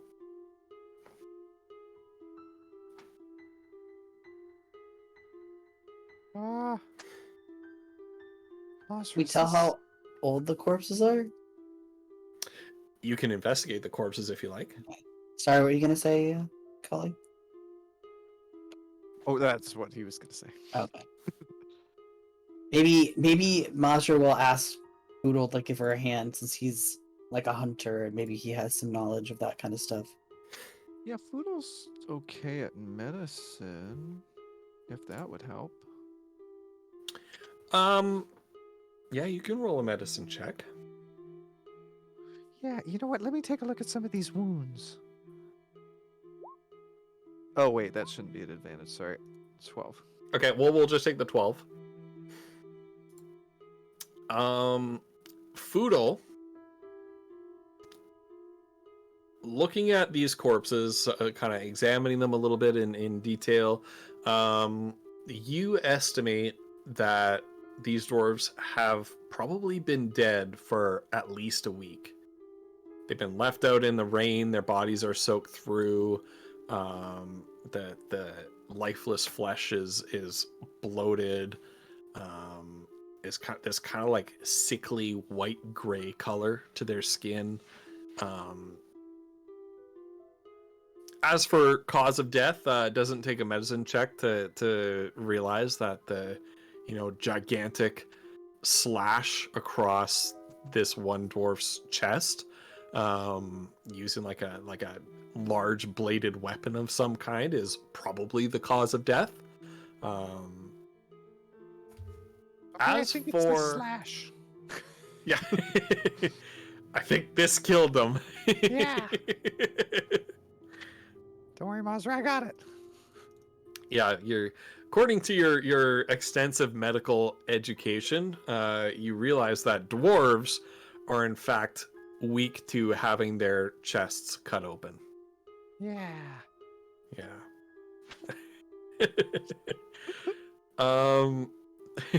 Masra, with your Their only weakness. with your insanely high investigation roll, freaking 26. You look at the injuries on the dwarves. You survey the battlefield, and you kind of like have this all like CSI-esque kind of brain palace montage of like, the attackers came from here, the dwarves tried to mount a defense over here, and you conclude that the apparent sequence of battle, what you learn about the evident tactics of the attackers, and looking at the wounds suffered by the dwarves, it looks like it was probably Bloodfoot orcs that raided this band of dwarves. But what could make such a slash mark, Masra? Like some kind of creature? I think it was a battle axe, Fiddle. Oh. Right. Yeah. Yeah, I mean, that's... No, I can see that now, yeah. I'm also somewhat more concerned. Is it normal for... Wouldn't animals have eaten these corpses by now? Oh. Do you think they're, like, poisoned or something? Is that what... Who killed them, though? Looks like Bloodfoot to me. I wouldn't be surprised. I wouldn't eat them. I guess I'll put it that way. There. So Mazza, while you're kind of rooting around and looking around, you kind of realize that whoever killed these dwarves, if it was indeed the Bloodfoot orcs, they took everything of value. Any weapons or armor that are left behind are either damaged beyond repair from the battle itself, or rusted and rotted away by prolonged exposure to the elements. But you do find hidden away underneath an overturned wagon of theirs, a dirty, sort of grime-covered glass flask containing a curious liquid inside.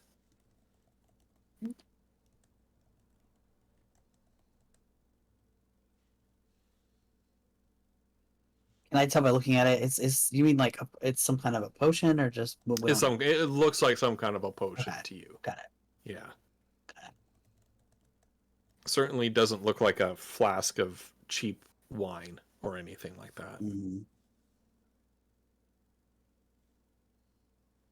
Well, and as with anything, you can spend a short rest at any time you like to try to divine what this is. okay.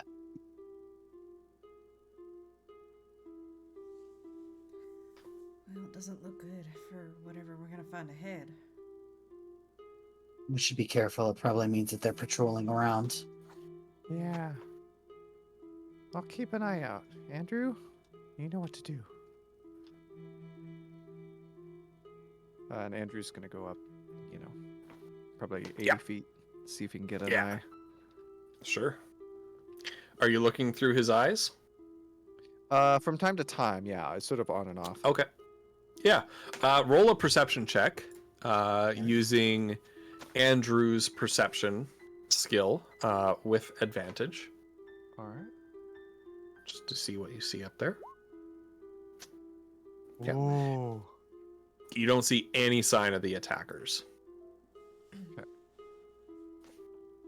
I mean, no sign of them yet. They might be either in hiding or long gone. Who knows? Right. If it's been that long, I don't think they'd stay here.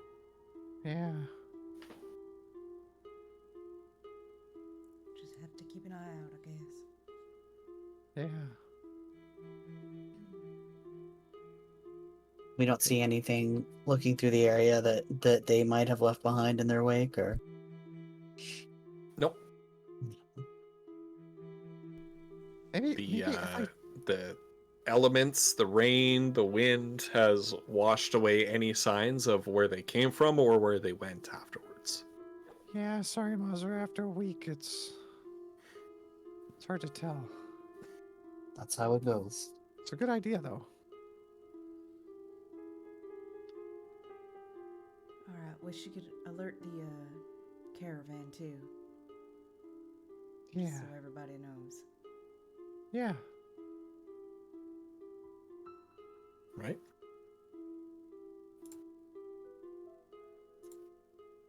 Okay. And so you return to the road. The rest of the day passes uneventfully. Do you guys study the potion? There's time. Might as well. Yeah, I mean, you have the rest of the day. Like, you do your scouting for the day. The caravan stops for the night. You come back and join them and report back and spend the evening resting as you always do. Udo's gonna study.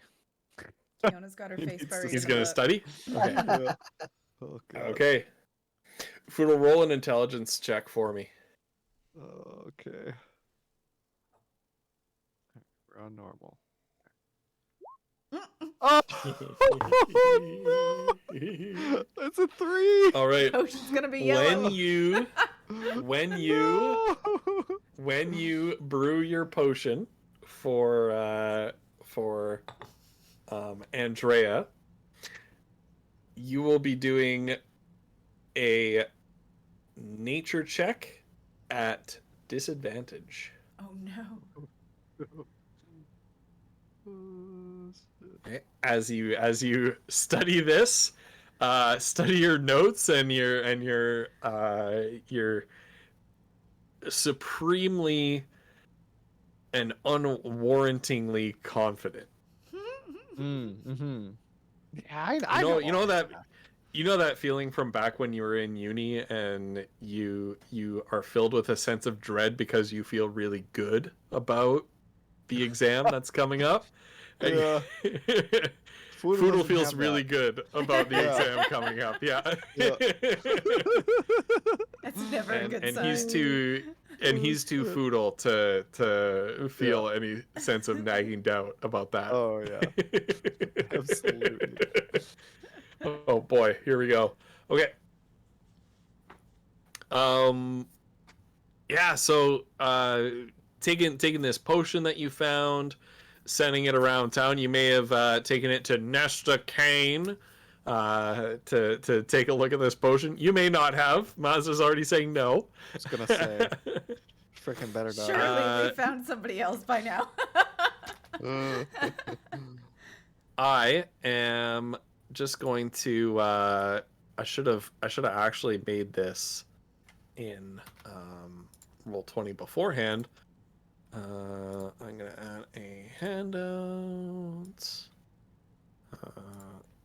There it is.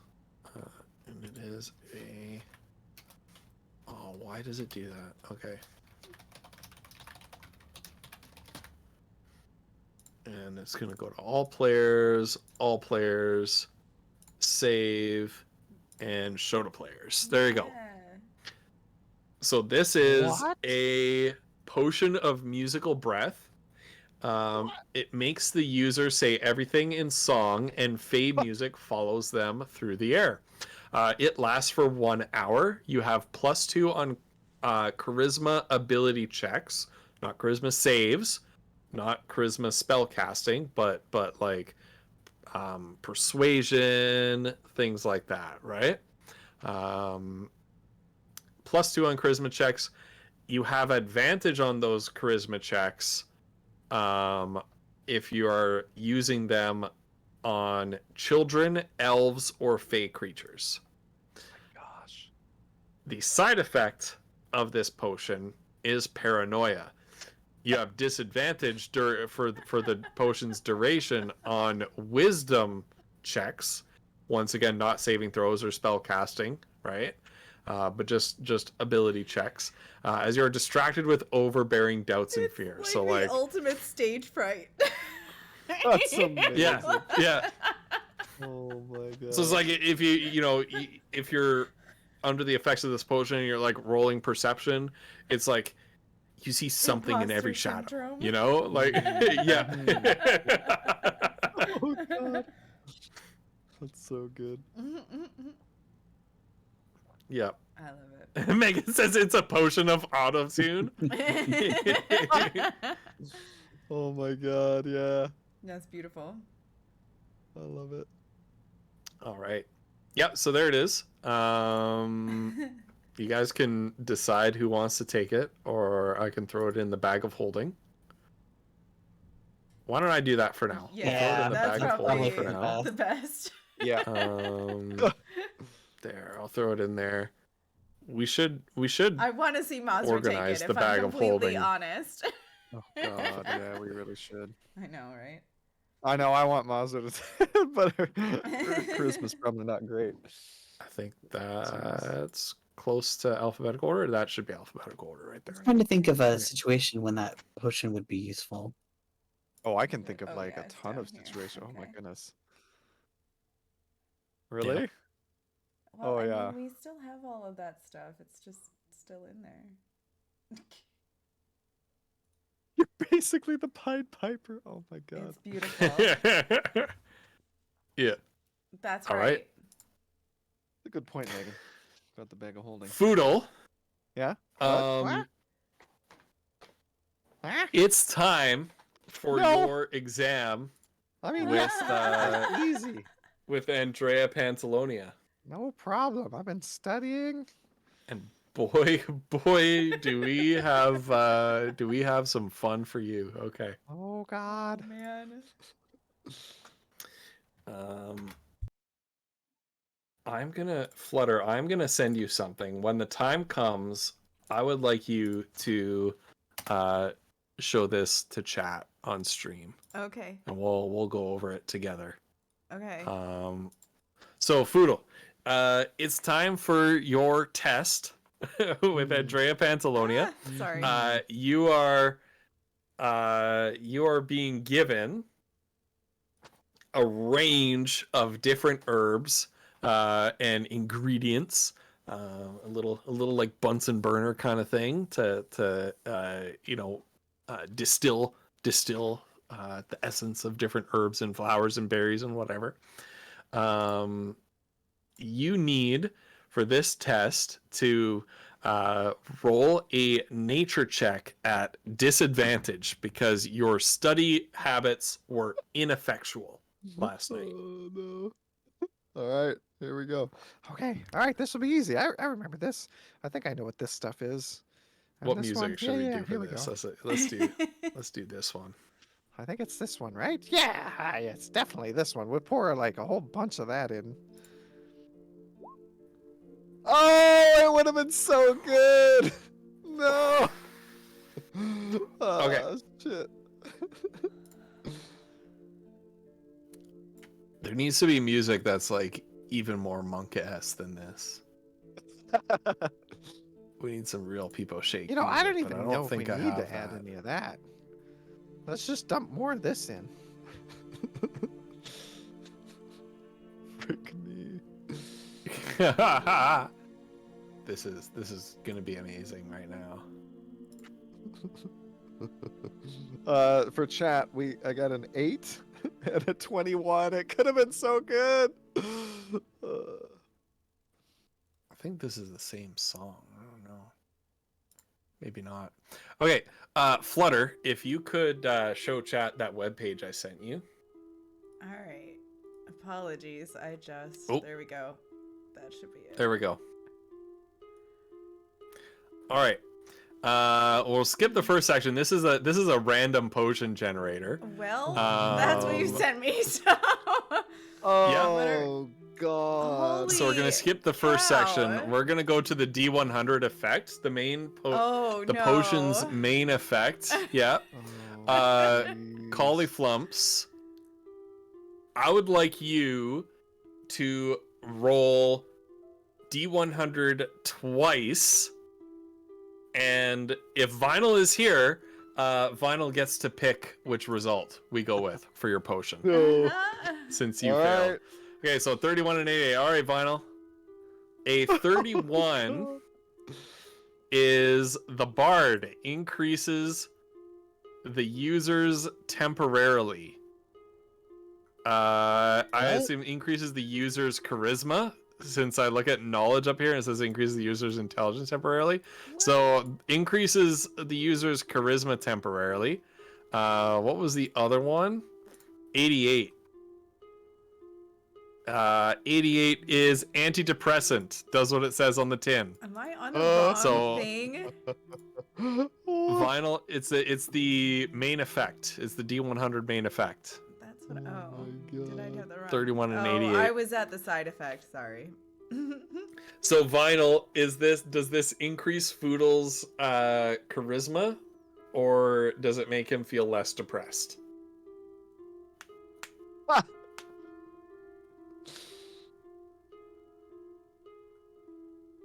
Charisma. Okay, it increases Wait, Foodle's charisma. But All right. Foodle doesn't know. He doesn't know what he made. No, he doesn't know what it does. All right. Move down to the next section to strength. Food will roll a d10 twice. And we'll pick the less good of the two options. Okay, a 7 or an 8. Okay. A poison. Oh! Almost no positive effect. And all side effect. All right. So you'll get a little buff to your charisma, but we're gonna stack the side effect. Okay. Megan, sound off if you're paying attention in chat. You usually are. You're usually pretty engaged with this. Megan, Kali is gonna roll D100 twice. You get to pick the side effect. All right. God. D100 twice. 76 and a 12. Okay, let's go 12 first. Blindness. Oh, is good. 12. Good. That'll be good. for him. 76 is pain. Oh no. So is it blindness or pain? Oh, jeez. It increases your charisma, but I think it's going to be like a +1 to his raw charisma score. I don't know if that's going to give you a +1 to your modifier or not. What's your charisma score right now, Foodle? Foodle's charisma is 13, so +1. That'll give you a +1, yeah. Oh, God. Hold on, laughing too hard. So it either makes him blind or makes him like double over in pain. Jeez. I want it to be horribly painful for a hot minute when the increase is happening. Okay, that's it. Oh, So Foodle becomes more charismatic as the pain mounts. And his teeth do the shine. All right. no. All right. All right. Here's the one. Appearance. D20 appearance. This potion looks. Kali, roll a D20, please. Oh, God. All right. So I skipped the next part because he's just making a potion in a little lab here. 6? Is that a 6? Yeah. Yeah. Okay. The potion is pink. Nice. Oh. Ooh. With, I mean, it so looks it's pink. nice. It's pink with. Roll another It- D20, please. It must be good. Oh yeah, this is coming along nicely. Pink with a bright glow. Oh, it's Oh, I think I did good. All right. Nice. Let's do the texture. So D10, please. No. god. Texture 9. It's milky. It's pink, milky, and it glows. Yeah, It looks like strawberry. It's like glowing strawberry milk. I feel like I've seen this before. Flutter, we can't hear you. I'm sorry. It's better than thick and sludgy. Oh god. Yeah. Could be a lot worse. Collie, roll a D100 twice. The first roll is the smell. The second roll is the taste. Okay. Uh-oh. 20 and 95. Oh. Okay, so it smells like orc Oh. and it tastes like mud. Oh god. I mean, it doesn't smell that great, but you know, it looks really pretty. Smells What are like you a saying? I lot. smell bad. No, not at all, not at all. And the last one is the label, but it doesn't come with a label because Right. Foodle just brewed it. he made it. Yeah. Not at all. Mazra. Oh, frick. Hold on, I'm still at disadvantage. Although the label, if you count that 7 you just rolled, I know it's deception, but that label would be gnomish diagrams for its use. He could draw a little picture of somebody drinking the potion. All right. Foodle, Yeah. you down that potion. And standing right in front of you, Andrea Pantalone is sort of tapping her pointer into her palm. She knows that what you've made is utterly cursed. She watched you make it every step of the way, and she's just sort of like, yeah, okay, interesting choices there, Foodle. So, yeah, and as you down the last of that muddy tasting potion, it looked beautiful. Looked like exactly the kind of potion that I feel like Foodle would want to drink, like Right. a potion of a glass full of strawberry milk Yeah. that was glowing in this lovely pretty pink color. You down it like mud sliding its way down your throat and into your stomach, and almost immediately there's this sharp pain in your stomach. Ah! Oh no! What have I done? How is it, Foodle? It's Is it a pass, do you think? well. Hold on. I've got Wow, That's okay. That's okay, I mean, Pumpkin. you're such a good teacher. I mean, it's not. It doesn't taste the best, but I feel like I've learned so much from you. I feel like maybe very maybe good. It is a pass after all. Roll deception. Oh, and I get the +2. Yeah.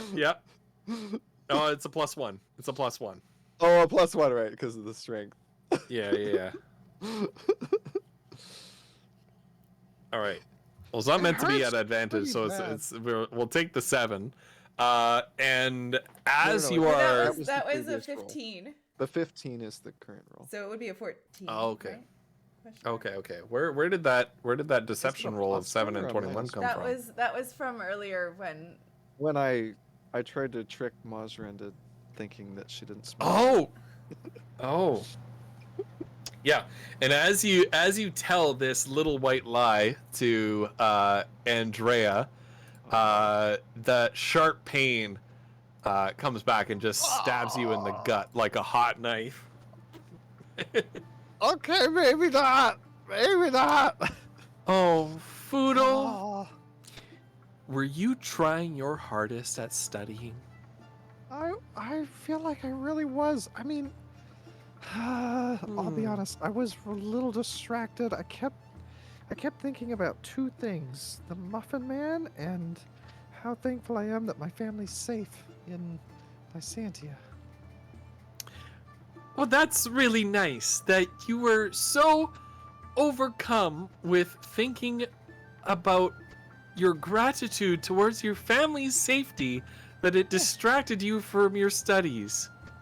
Well, I know Okay. that when I am mixing teas and potions and medicines, I'm often also overcome by distraction at how grateful I am to live in this wonderful world with special noodles such as yourself.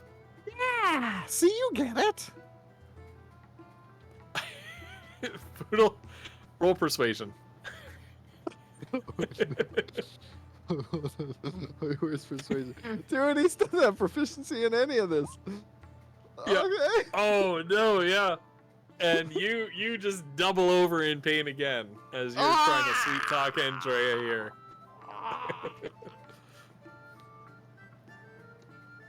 Well, Foodle,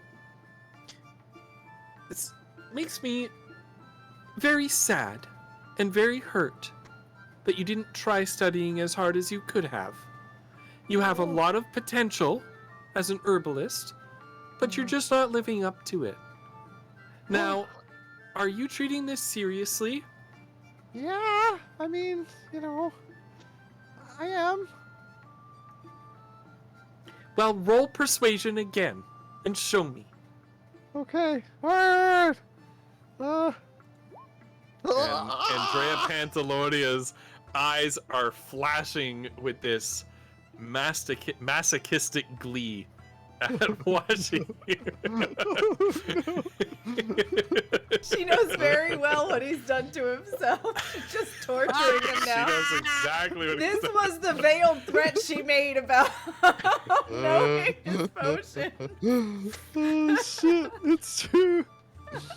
All right, well, our lessons are going to continue just because you are my most precious pumpkin of all the precious pumpkins in my pumpkin patch. Yeah. Oh. But next time, you're gonna study harder. Aren't you, my special little noodle? Yes. Yeah. Of course. Okay. Because we wouldn't want something unfortunate to happen to you, like you brew a bad potion, would we? The dark No. side of No, that Andrea sounds- Pantalonia. Oh, awful. It does sound awful, doesn't it? Well, I won't keep you. I'm sure that you have many other duties to see to. You've got many people to talk to. I know there are lots of people in this caravan that just want to talk to you every single day. Yeah. So I won't monopolize you to myself. Oh, yeah, right. Okay. I should probably go do that. Okay, bye. All right, Oh. bye. Foodle sort of like runs away. All right. Did And they see him afterwards? Right, I was gonna say. yeah, and then Foodle comes and rejoins the scouting party as you head out for the day. I just want to remind you guys that the charisma ability checks are deception, intimidation, performance, and persuasion. So if Foodle should happen to do any of those, We know that he's like poisoned. Like, what's the? Not unless he does one of those things and has not, like a stab not of unless you pain. do, yeah, not unless you do some kind of check. Oh my goodness. And of course, if Foodle tries to hide it, that may be deception. I was gonna say, I don't know if Foodle can hide it because I don't know if he knows what the potion does. Yeah, his intelligence rolls are so shit. He's still not sure what it did. Yeah, he doesn't know. He just knows it doesn't feel good. That's all. Yeah. Well, how did it go, Foodle? Not well. Not well at all. I think Oh. I messed up the potion. Well, that's too bad. Yeah. You don't look so well. Are you feeling all right? Oh, I feel awful. It tasted like dirt. I'll be honest with you. And although it did glow a beautiful pink. Okay, well, that's good to know. I was guess. proud of that. Yeah, I mean that's something, right? Right. I feel like Fiona that's makes progress of mental some notes kind. about what things she'll drink when Foodle hands them to her. Foodle, roll persuasion as you try to convince yourself that that's progress. Oh God. Yeah. Okay. Persuasion. Oh, it keeps coming back. Ah. Can Mazra try to like lay her hands on him? Sure. And it's not a gentle healing touch. It's just like a shoulder slap like this. Ah! Yep. And she'll try and neutralize the poison. See if that works. Okay. Okay, yeah. Well, it is a magical. I don't know if that works or not. Can you post lay on No, hands in I chat? have two options. So I have lay on hands Yeah. where she now has lesser restoration now. So Lesser restoration would do it. all right, so she will spend that. Oh, Yeah. Yeah. wait. Technically he's not any of these conditions, but I would say lesser restoration Okay. does it. Especially Oh. especially if you're willing to burn a second level spell slot Yes. on it. For Poodle, yes, she will do it. Mazra, wait, I'm feeling so much better. What did you do? That was amazing. Oh, Yeah, and so it's like it feels like the fire in your gut is replaced by like this divine fire from these fire spirits that have given Mazra power. So it's almost like one fire has extinguished another, and the new fire that flows into you is sort of warm and comforting. You know, like a hot tub when you first climb into it, or you know, a seat warmer in a car that's like a little bit too hot at first, but becomes very comfortable. You know, it's that kind of like, oh, that's hot, but actually, it's actually quite nice. So Mazra is a butt warmer. Yeah. this is what the potion should have been like. Oh, Well, I think I maybe need to you can study do that more. next time if you try harder. yeah. Do you think you could help me, Mazra? I don't you really know things much about about that, potions? Oh, wait, really? Oh, true. I guess it's not exactly potions. It's sort of herbalism, isn't it? Oh boy. but you could go look for books in the library. Wait, are they with us out of character? Well, that's a Yeah. good question. They're Okay. always with you. Yeah, the unbroken circle. Okay. Yep. They're always with you. Mazra, you're a genius! I should have asked you about this before I made this awful potion. Oh. He's going off of whatever random notes he's scribbled on a notebook in the middle of the woods when he found an herb. Yeah. Green. It tastes minty. Mazra gives another shoulder slap, like heavy hand on the shoulder. Ow! Reading is fundamental. Yeah? What does that mean? Poodle, reading is Yeah? important. It's important. Okay. Is that what fundamental means? Or is that like a different thing you were saying?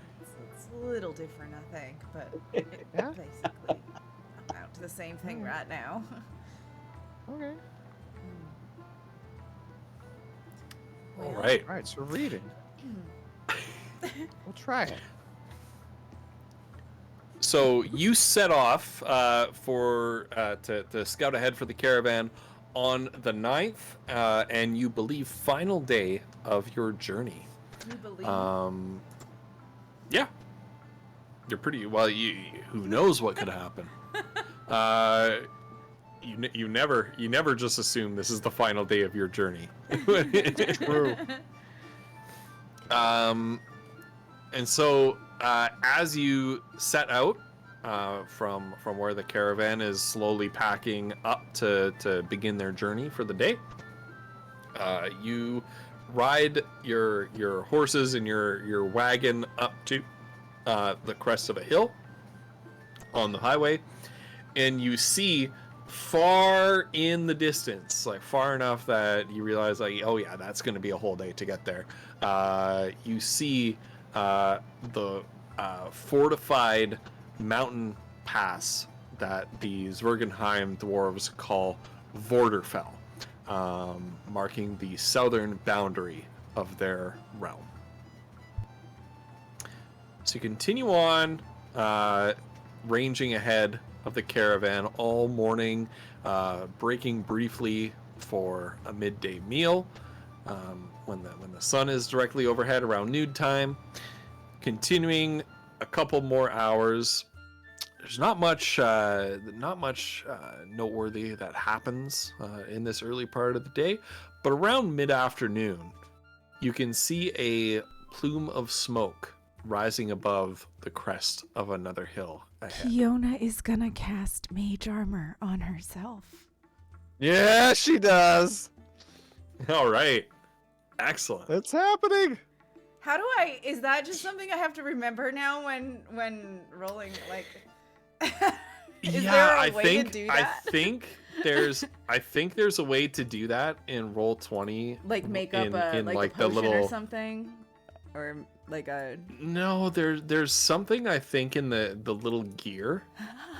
Like, you know, when you look at your Right. character sheet. I was looking Yeah, for yeah, something you can- earlier, but I don't know. Yeah, where it but I is. don't know. Global AC modifier, and that's Global probably Yeah. AC. yeah. Yeah. And then you can just stick mage armor and then adjust it as needed because it should be 15, I think. It Yeah. should be.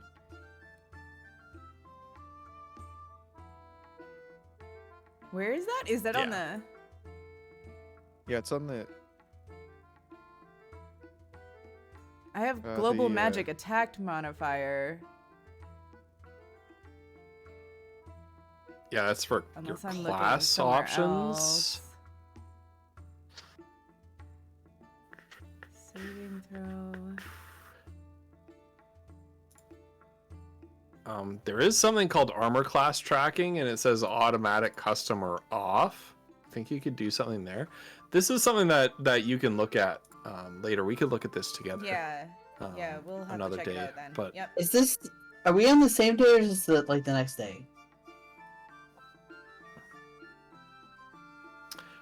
this is the next day. The- This is the same. This is the same day that Foodle brewed his potion. He brewed his potion like the morning before you guys set off.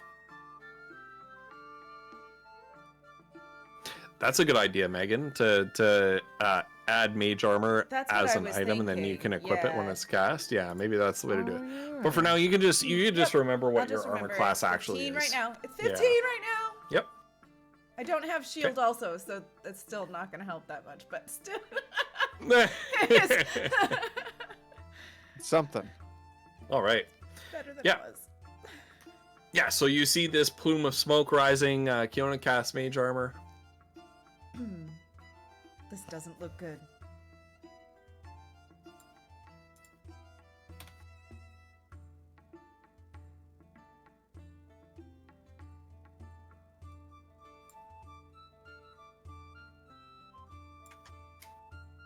What do you guys do? Oh God, sorry, I was Said just looking at Andrew? Foodle's sheet. Andrew? Yeah. Yeah, I think so. Andrew, go take a look. Let me know what you see. Because Right. Foodle can only see through Andrew's eyes within 100 feet. Yeah, this is further than 100 feet away. Okay. So we'll get closer, but we'll be cautious. Yeah, we Sneaky. should definitely sneak if we approach. But Andrew could take a look theoretically, I think. Hold on, how does this spell work? For frick's sake. Anyway. Right, okay, I can communicate with Andrew telepathically. So Andrew could Gotcha. go take a look and then Yep. come back and then communicate with me what he sees, if anything. Sure, yeah. He flies off into the distance with a big, powerful flap of his wings. eventually returning moments later and kind of perches back down on your shoulder, this big ol' owl.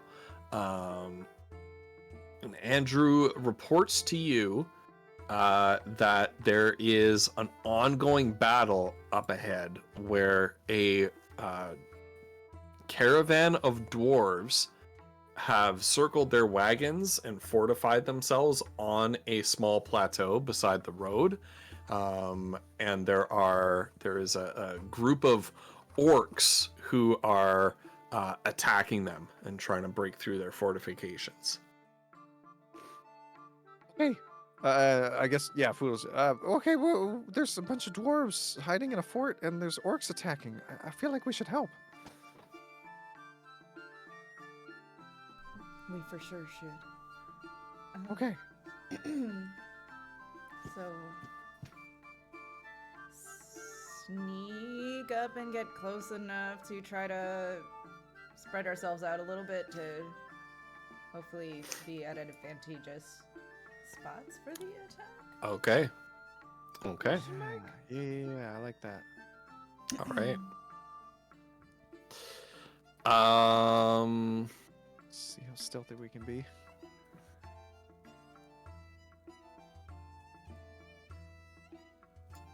Yeah, okay. Yeah.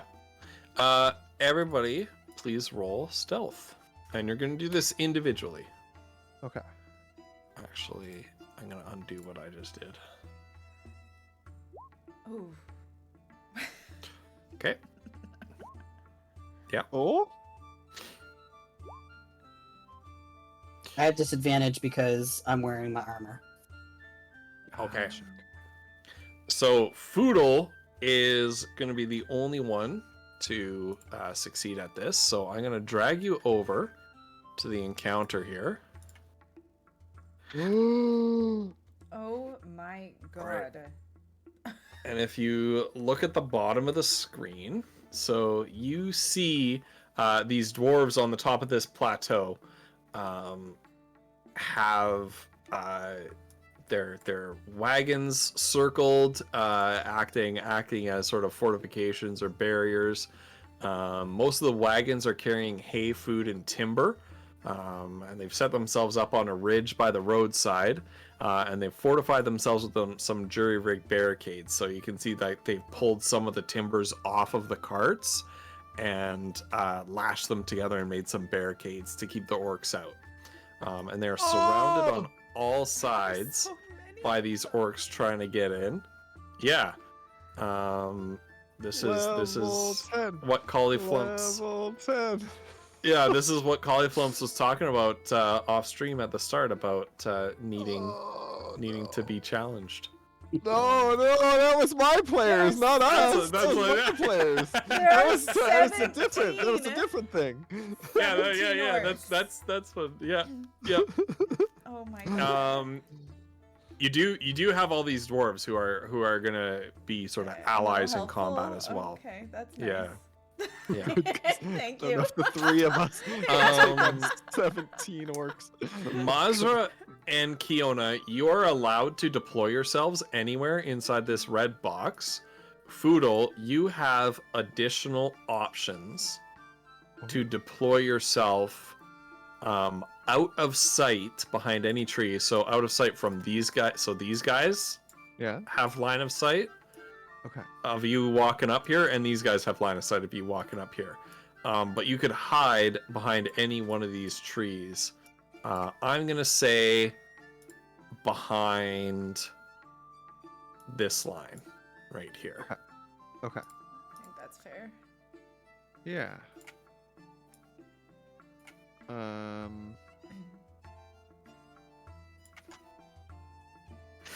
Okay. Oh, I crew, think- it's coming. It's Now, coming, crew. Ghost, is this a tree or is this like a bush? Yes. Yeah, it's a Okay. tree. They're smaller Alright. trees, but they're still trees. Foodle's And gonna you're- Okay. kind of sneak his way over that way. Yep. Okay, perfect.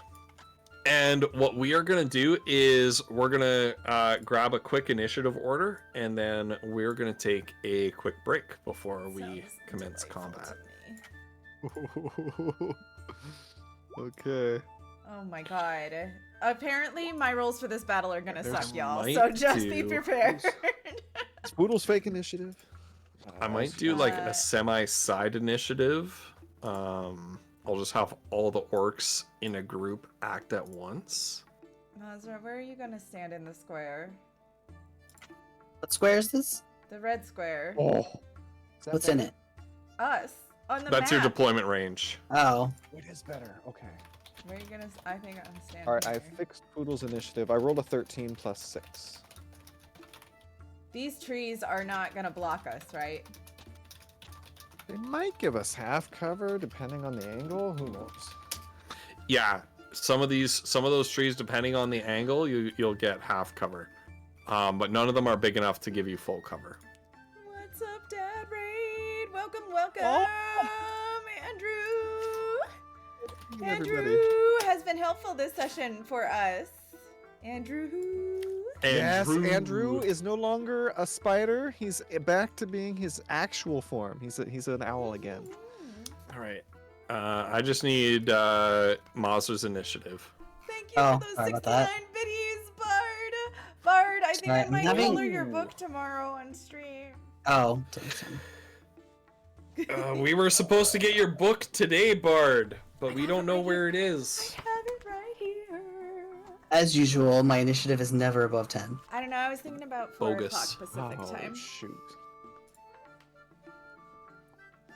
All right. Well, Foodle is going to go first. But before we enter this combat, we are going to take a quick break. Break. This might be a good time for our raiders to get maybe our players, anybody who's not walking away from the keyboard, can update our raiders on what happened this session, because this is actually a big It's kind a of been big session. doozy We of got a a big session, ol' yeah. we had a big old lore dump, my like gosh. Yeah. a massive amount of You campaign found things lore. out about Kiona near the the beginning. passenger. Yeah. Yep. We found out that Foodle is not a very good student. Doesn't study effectively for tests. But in the meantime, I'll be back in a couple minutes. Okie dokes. I'm Yeah, me too. shocked, right? Yeah. Welcome, Raiders. Thank you so They're much back for too. that raid, Andrew. Welcome, Ricona. Rat Lord Seals. Thank you so much for coming along. Yeah, we did some pretty crazy lore dump in the beginning. Kiona visited with Shiraz Shadeheart, and he revealed that the book gave him back a bunch of his memory, and that apparently her and him, amongst other people in the campaign that we've met so far, are called the Inspired because they were implanted with like a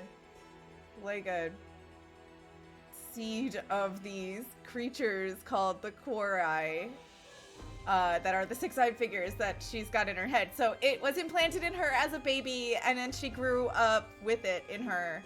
And apparently when the accident happened with her stepmom, it made her diverge from the path it was supposed to be on, because she was supposed to be an evil person, I think.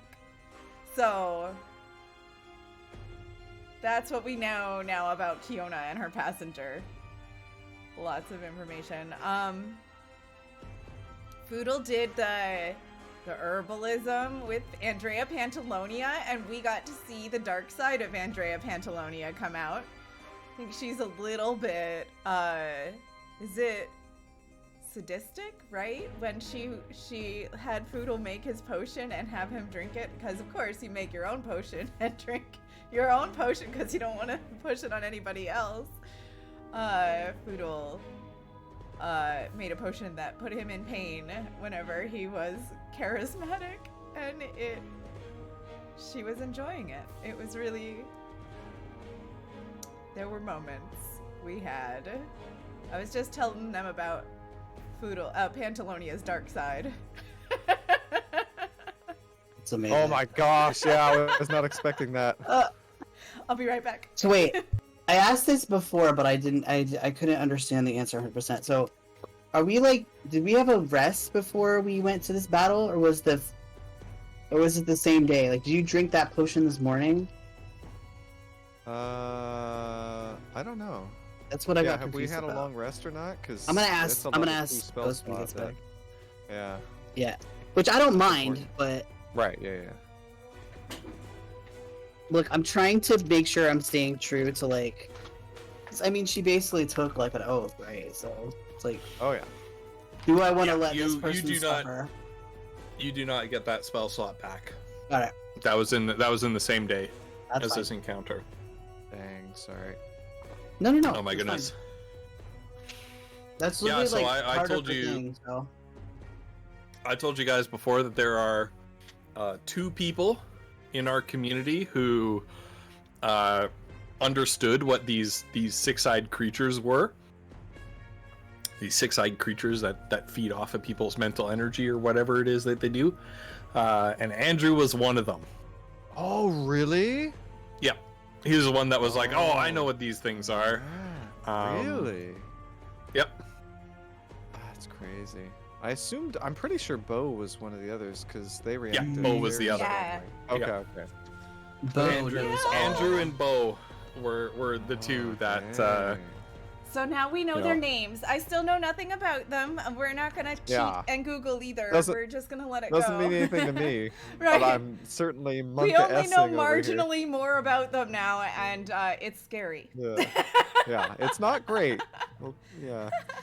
Well, what you do know is that they can be embedded inside Right. Like Like a yurt. human bodies or whatever. Wait. Yeah. What kind of? Like a. I'm thinking of a parasite. That's what I was thinking. Yeah, it's Or like a something. parasite. Yeah. Yeah. But Kiona And would that, never call her passenger a parasite because she is very, very protective Yep. of her passenger. And that they consume the thoughts and the emotions and the dreams and the mental energies, the life force, if you will, of intelligent creatures as their food source. So that's what you learned about them. Right. And right. also that they come from outer space. But that mine Yeah. doesn't seem to be doing that question mark, or Kiona's doesn't seem to be doing that question mark. She doesn't know for sure, but she's pretty sure that Yeah. it's a good one. It has to be a good one. Well, Yeah. It has only helped them so far. When she let it take over, it didn't turn against her people or anything like that. Yet. I need a name for True. it, though. I need Well, to find out its Shiraz- name. Shiraz Shadeheart told you that the intention is that you develop together. And Right. so whatever So it would make Kiona's sense that life trajectory or personality trajectory is, so is the passenger. right, well. Mm. Okay, Right. Okay. So whatever So we're in it values together. or whatever is important to, yeah. We're gonna go through it together. What is it? I don't know. Either way, All right. it's okay. The oh my god. And the charisma pain potion was Uh-huh. hilarious. Oh my gosh, freaking chat. The dark man, side it of was- Andrea Pantalonia. Oh my god. That was amazing. But it was hard to keep a lot of that to myself forever. And I remember having a conversation with Andrew one night, and I was like, thank God I have someone to talk to about this. Because It's really Been beautiful. 2 years. Oh, That poor was thing. that was genius, though. I love the the table Oh, yeah, of that's roll, so like cool. that was cool. Oh yeah, the potions too. Yeah. No, Andrew. Oh Andrew, what are you doing? You mad lad? No. Right. What? all right. Yeah, you are a sounding board. Well, we were saying you didn't say anything in response to it, but I was saying before that there are only 2 people in this community that knew what these creatures were that we are struggling against, and one of them was you. It was you and Bo. who understood what was going on. Because Stream Room is hot. True, true. Wow, really, Ratlord out? Oh, That's my God. amazing. All right. We'll It's trade in the for a little 40s bit. How here. about Ugh. that? Right, that makes All sense. Why don't we swap for a bit, Flutter? Nope. It was 1 today. Hashtag reasons I moved to the God. desert. True, true, fair. Oh God.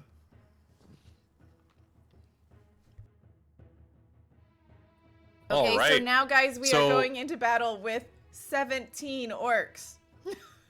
Yeah. Oh, Lord Almighty. This is what's happening. many different flavors of orcs as well. Right, there's a because bunch I of feel them up I feel there. like combat has been too easy for you guys.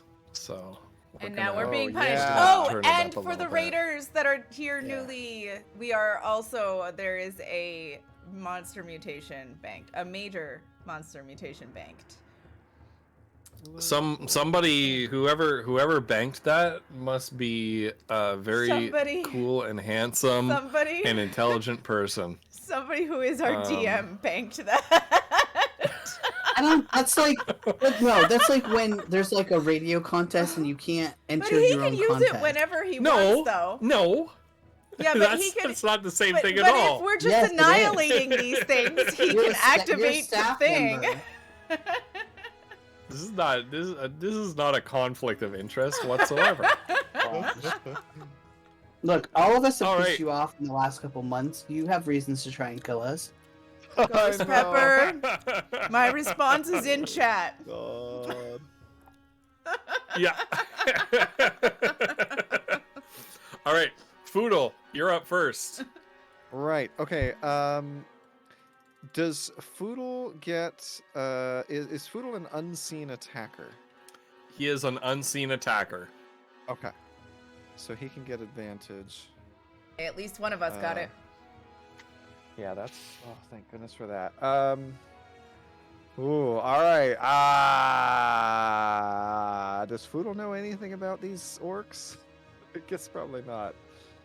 Well, Rat he would bastard. know. Looking at We him. have fought the Yeah. Bloodfoot before, if that's what they are. Right. Yeah, and they do indeed have the insignia Right. Oh, of the gosh, Bloodfoot yeah, they do. orcs. Because we defeated one of their mages or something back in Durham, I think, or somewhere around there. We also did it at the Fort Yeah. Ostrin. Fort Ostrin. Maybe that's what I was thinking of, actually. All right. Foodle. God, what is Foodle doing? Foodle is going to use his bonus action to activate his. Is he going to do that? Yeah, he's gonna do that. He's gonna activate his bracers, and they're gonna begin to glowing, and leaves are gonna start sort of weaving their way around his arms and up onto his gimbal shot rifle, and he is going to cast what is it? The ensnaring strike, and he's gonna target that blue one because he doesn't recognize. This one over here. Yeah, I think the one closest to the party. Okay. And he's gonna fire gimbal shot. Come on. Oh wow, what is that? Did he roll a 1? Okay, we're gonna use a reroll because he's got the piercer feat. Okay. Just that way, once per turn, I think you can reroll Okay. the damage. So Yeah. let's get that there. That's a bit better. Okay. And it does all the Alright. math for us, so yeah. Nice. Okay. And he's gonna fire again because he can do that. As it sort of reloads. Oh, that's so close. Oh. Alright. That's a good damage roll though. Yeah, that hits. Oh, and it needs to make a strength saving throw. Oh, really? Okay. Yeah, or be Uh, restrained by the vines. 21. Okay, yeah, no, it's good on the vines. Yeah. So the shots ring out, pierce the big blue-skinned orc. In is that 2 shots? Looks like it. Pierce the big blue-skinned orc in 2 different places. Vines sprout from one of the wounds and attempt to entangle him, but it bellows just and rips those vines apart, and they fall in tatters at its feet. And it turns, and you can see rage in its eyes, staring straight at you, and you are no longer an unseen attacker. Okay. No,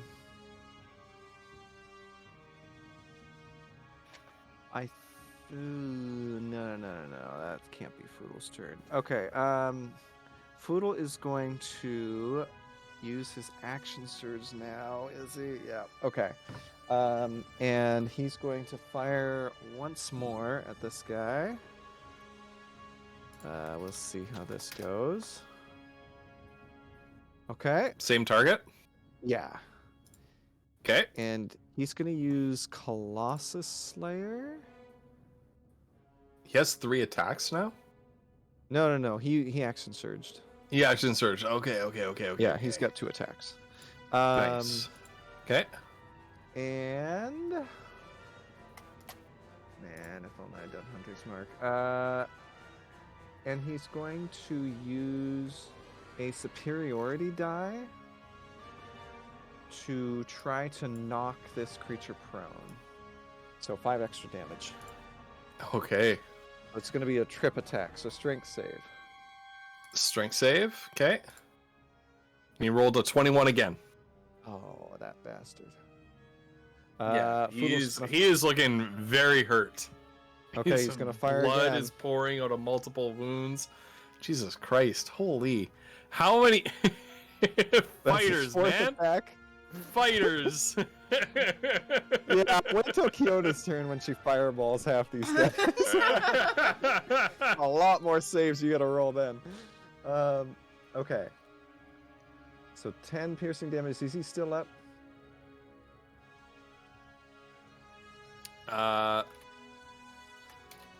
He is not. That's it. He tanked more shots, and he's doing like the strongman thing, like hit me with your best shot, and you've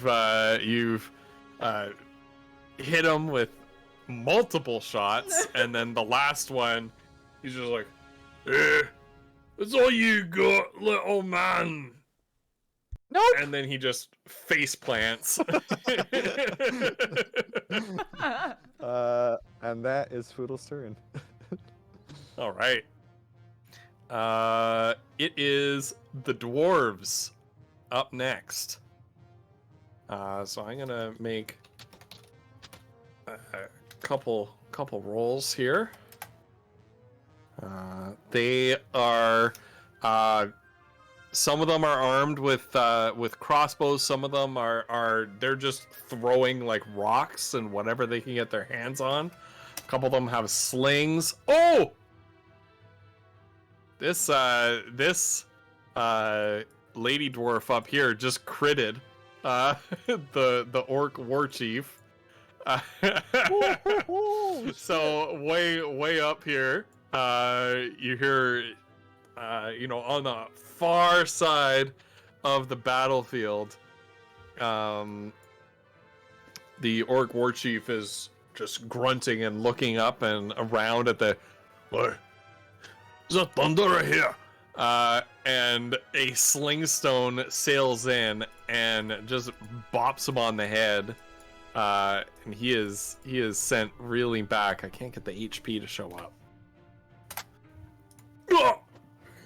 You dumb dwarf! Will you climb up the ridge already and get her? Some more rolls from the dwarves throwing their improvised weapons. That will hit that one for a couple damage. This one, a critical fail. This one aims a crossbow at this orc, but the bowstring snaps. And then we have 3 more dwarves down here. She manages to pelt this one with some stones. This dude. Oh, a crit! Why am I not rolling crits on the bad guys? Why am I rolling crits on the dwarves here? There's Get 'em, no dwarves. crits Because of our stout dwarf friends. That's what I'm saying. We love our dwarves. Yeah. Okay, those are the dwarves' turns. Now we have a team of orcs right here. Do I have my basic orc sheet up? No. Going to attempt this anyway.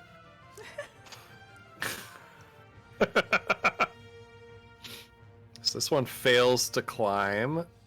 This one succeeds. Manages to climb up here. Uh-oh. And he is going to make an attack on this dwarf. Oh my goodness. Climbs, charges up this slope here, climbs up. And this one whose crossbow string broke, he's fiddling with it, doesn't see this orc climb up and just stab a javelin through his leg, right through the meat of his leg. This one, we're gonna make an athletics check, just for the other 2 as well. This one, no, that one failed. This one manages to be in the process of climbing up, and this one failed. All right, the Orc War Chief squad is moving out now. The War Chief moves over 1. Did I calculate that right? Yes. Moves over 1, and the War Chief points up at the dwarves up on the ridge. Are you sorry, lads? Get up there and bring me their heads! And he uses an ability called Battle Cry. Can you guys see that? Yeah. Each creature of the War Chief's choice that is within 30 feet of it can hear it and not already affected by Battle Cry gain advantage on attack rolls until the start of the War Chief's next turn. The War Chief can then make 1 attack as a bonus action. And as his bonus action, he is going to hurl a spear at the dwarf that hurt him. Her AC is not 14, so she is going to take 8 points of damage. As he hurls a spear up the ridge, and it embeds itself in her hip, and she cries out in pain. A big blue-skinned orc and up here is going to go 5, 10, 15, and he is going to attempt to climb.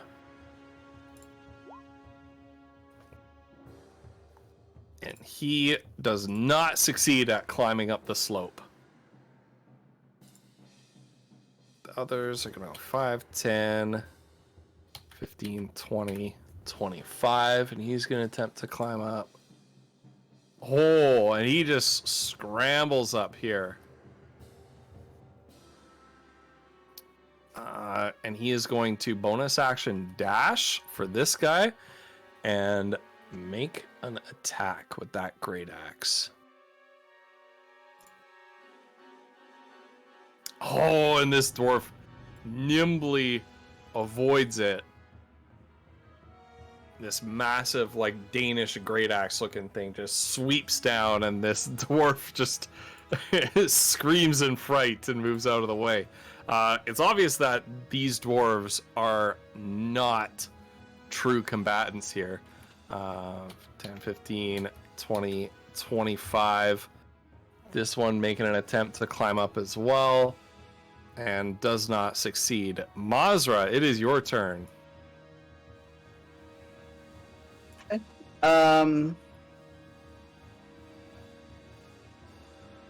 She will, since they've got these people right here, she'll focus on these guys first.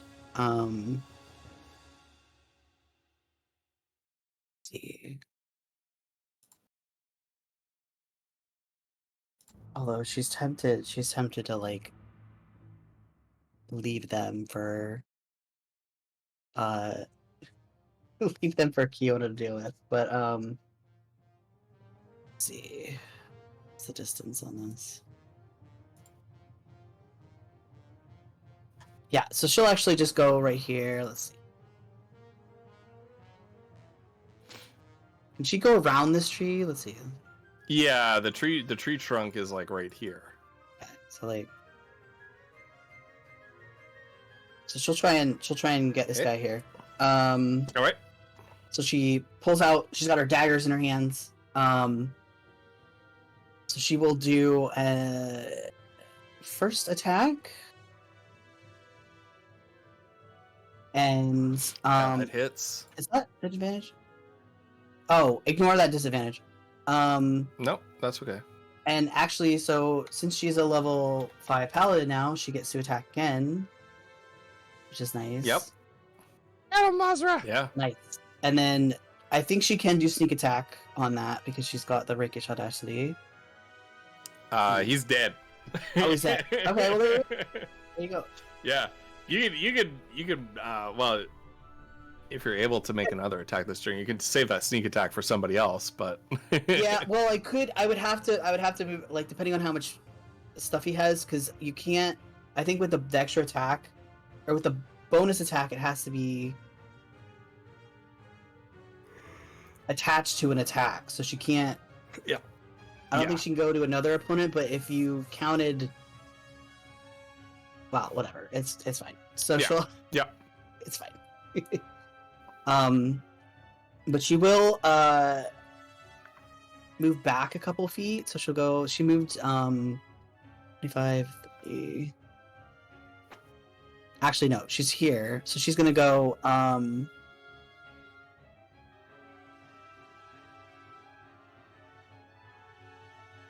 Actually, since she didn't bonus action, she's just gonna she's gonna use her dagger to teleport. So she's gonna come up here. So she's gonna go. Boop. And All that'll be right. So you throw your dagger up, and it embeds itself into the grassy top of the ridge, and you appear next to it in a puff of mist as you misty step up there. Mhm. And the dwarves up here are just taken aback. Oh! And then maybe as her free action, she'll just go And because they're she is green. Visibly, yeah, But she still- is very orc-like in appearance. Yeah. Yes. So she'll just quickly say like, "I'm a friend. I'm here to help," and that'll be her like Alright. free talk action or whatever. Roll persuasion. Okay.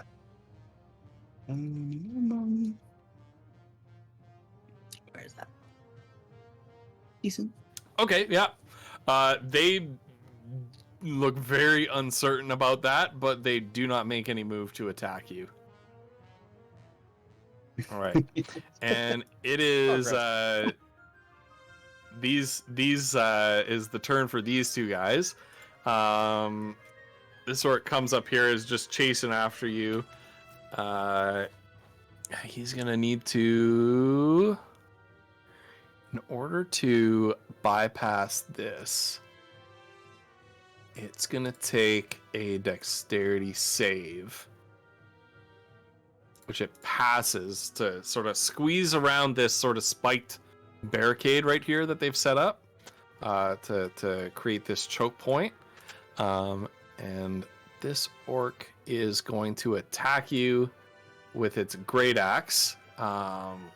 It's one of the veteran orc fighters. So it sweeps at you twice. It knows what it's doing, and its axe swings, despite such a big battle axe, is so fluid and precise. However, I think neither of them hit you. They are not at advantage, so it's a 12 and an 8. So you managed to dodge skillfully out of the way. This one is going to come up here, and it is going to break this barricade with its action. So I'm just going to...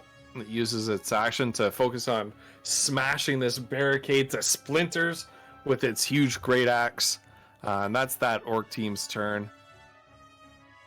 Next, we are moving. We got 2 teams of orcs left to go. This one far to the north side. 5, 10, 15. And this one is likewise going to spend its action bringing down an even bigger great axe. These blue-skinned ones are just packing like the humongous axes that basically to Fudo would be like wielding a tree. It just smashes this down on this barricade, just splintering it all apart, leaving the other 2 orcs free to run through. 5, 10, 15, 20. This is going to be 30 because it's rough terrain. And he's going to charge here and make an attack on this guy.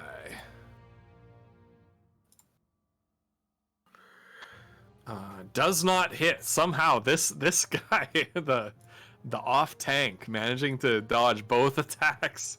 We got 5, 10, yeah. last work in this team, 15, 20, 30, dash, 5, 10, 15, 20. And he is going to make 2 attacks that little on dwarf this get an dwarf up right attack here. on him when he ran by like that? I suppose so. But we're going to resolve this one first. This charges in at this guy. This dwarf is here protecting some small children in the center, and he puts himself in the way of the children, manages to avoid one attack. Another one catches him in the shoulder, bright spurt of blood flashing on the ground as the children here scream in terror. This one does get an off attack if you insist, which I'm sure you do. That actually course I hits do. him. Good. So you're dealing a little bit of damage to him. These as are the you- rules of D&D, This guy, my you're friend. gonna want to recruit I this really guy should into the stop. party. That's- he's like taking on 2 Right? of them, manages to get an off attack in. Oh my God, we all right, can't the let the last team kids of die, orcs you before guys. it's Kiona's turn. No. Stakes are high. They are. Oh my God, I'm counting on you guys to save the kids. I don't want to. Oh I don't want to my kill God. kids in my encounter. We see who you really are, Ghost What? Pepper. What did you do We see today? We you. got the dark side of Oh. Pantalonia, and now there are children in danger. Yeah, well, all right. So they both managed to climb up. So these 2 orcs are on top of the ridge, but that's their turn. It is Kiona's turn. Oh my fucking God.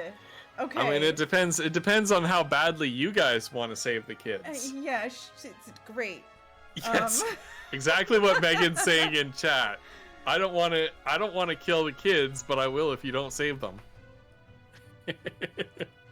Oh my god.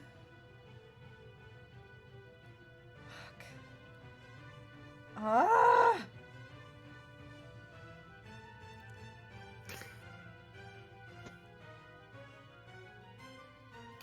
What is the range on that? I don't want to do that one first, though.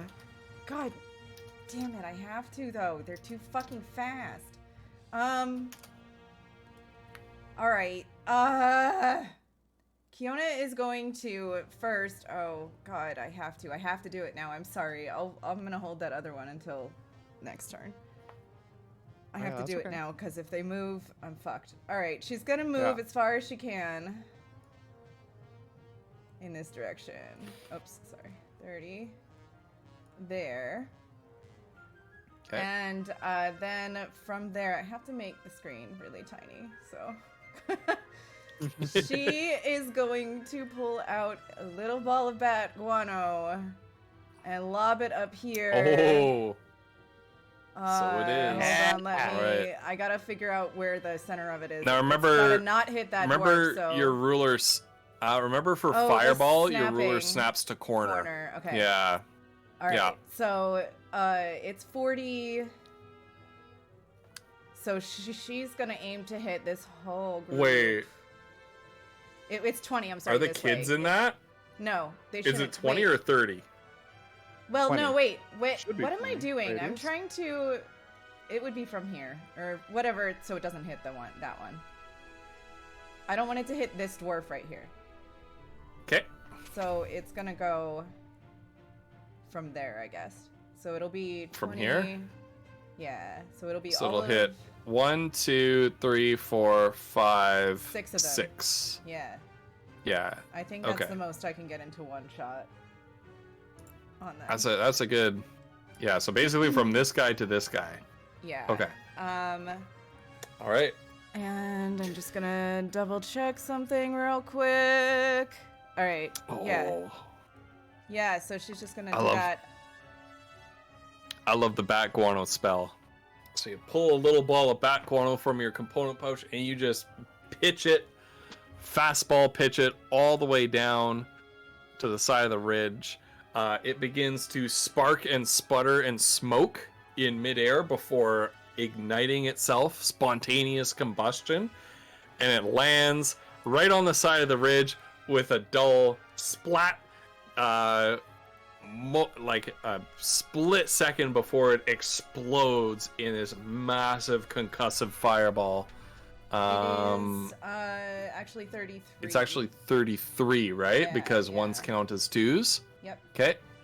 All right, let's see if they save. We're gonna start with the blue-skinned orc up here. Dexterity save, right? Yep. He passes 17. Moving down the line. Dexterity. So what's half of 33? That would be About 16. 16. Yeah. Mm-hmm. So 16 is 17 because we I was gonna favor say we favor ran the down, players. Yeah. Okay. That's pretty So good this one chunk still, right? takes 17 damage. This one also passes Fuck. with a roll of 20 on his dexterity save. They're rolling well because their dexterity is not that good. Oh, Bard, I love you. Thank you. Oh, okay. Okay. Bard throwing some inspiration at Kiona. Save the kids. I'm That's gonna huge. try. Bard, you're amazing. This one passes as well.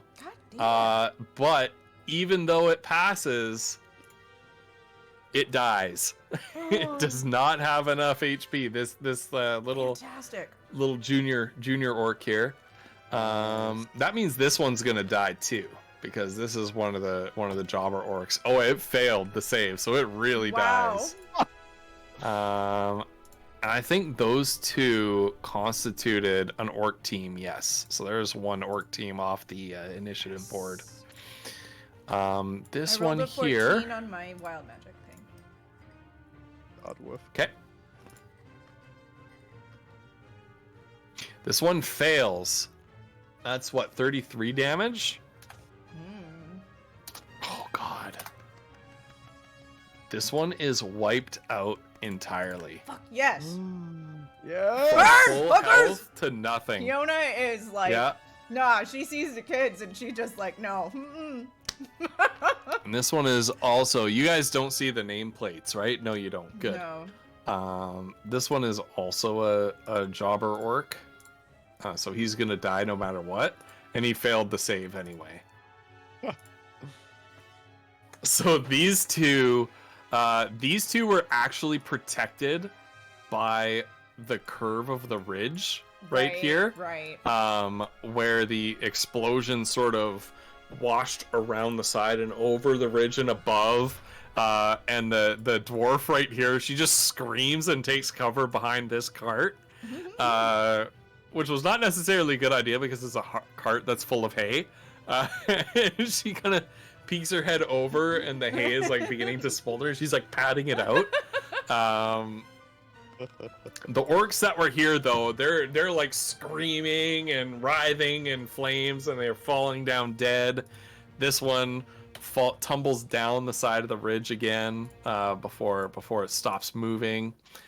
This one does too, falls down, so sort of cartwheels backwards on fire, hits the ground. Kiona, dare I ask if you have a bonus action? Right? Holy shit. Actually, yes. Oh!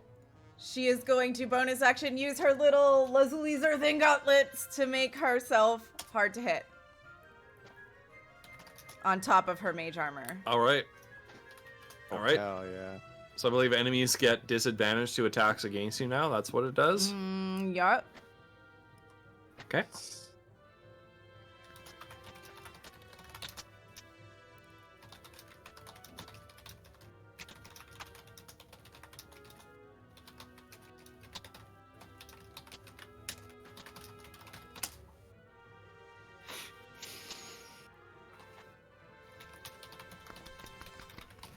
Bard, we love you so much. Seriously, Bard, thank you so much. Thank you. You're amazing. There you go, Bard, because you have been contributing to our coffee for 1 calendar year. At this point, you get 2. Those get surges to, have saved our asses on a couple monthly of bonuses. occasions, actually. So, True. They actually have. I mean, Yep, as much they as they've actually hindered have. us, they have also helped Yep. us. So, Yep. They've almost caused TPKs, but they've also gotten you out of some really hairy situations as well. Yeah.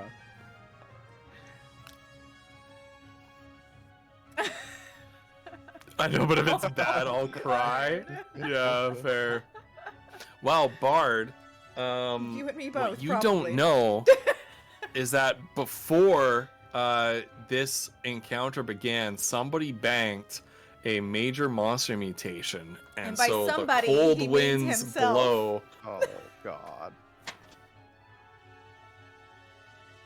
So the cold winds blow across the battlefield as Kiona, you feel your passenger stir in deep in your chest, and you see the let's mutate this guy right No, here. Let's not. Right. Yeah, let's. So the blue skin up here begins to writhe and grunt in agony as you hear joints popping, bones cracking, leathery flesh like groaning under the strain of his body mutating. We're going to roll 2 D100s. That's a 2 and a 51. I am curious about what a 2 is. Reflective skin or fur reaction to knock melee attack back at the enemy, who may roll a dex save to avoid. Oh, so it can use its reaction to turn a melee attack back on you, as its skin, as his skin Despicable. takes on this like metallic visual quality to it. And then for a 51, so what's I need some icons to mark this. What icon would be like reflective skin? There's one where he's got like there. That'll do. I can't even. That'll do hold for on. I have reflective to, like, skin. zoom in to see it. Yeah. It's more for my benefit, really, Right. to keep track of this. Okay. Hmm. Enemy starts to writhe in pain as a line run downs their middle, and they start splitting into like enemy. The enemy splits into two. What? With half the stats of the original each. Oh, No, and they're both what the reflective. fuck? We're gonna say, God. is he the group leader of his group? Yes, he is. That'll mess things up.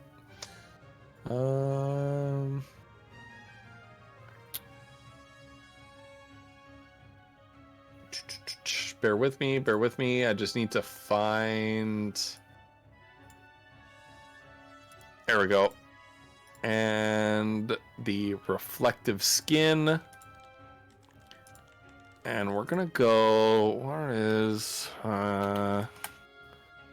there and there. All right, and they're gonna go on the same initiative order. Okay.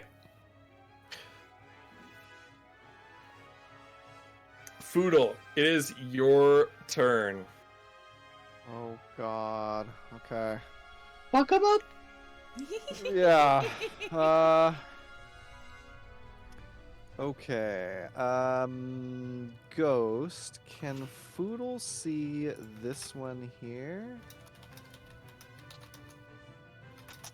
Which one? This one here. Ooh, no, because I'm gonna say this wagon is definitely in the way. I guess it doesn't really matter, does it? Okay. How does this item work?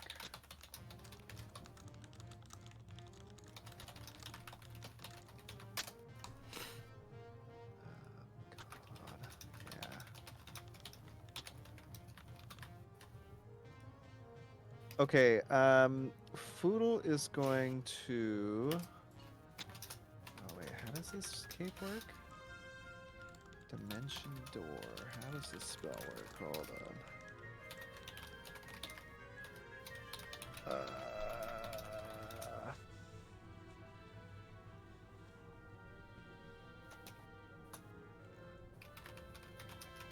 Any spot within range. Okay.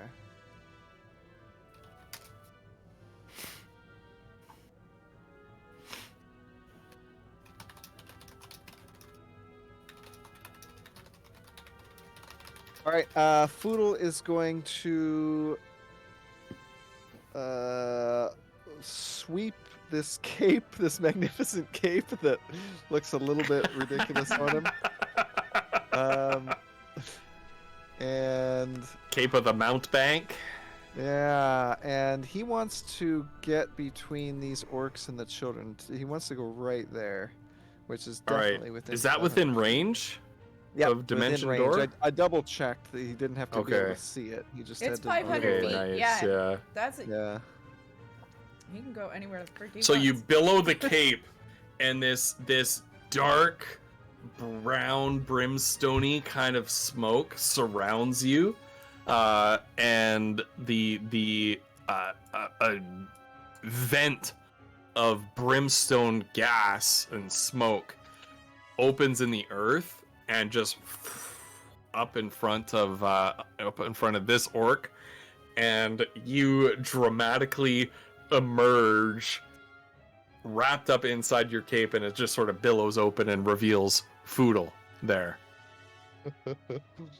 And the kids scream, and they're like, "Ah! It's Satan!" No, it's okay. I'm here to save you. And It's Foodle's the gonna devil! turn. Run away for him!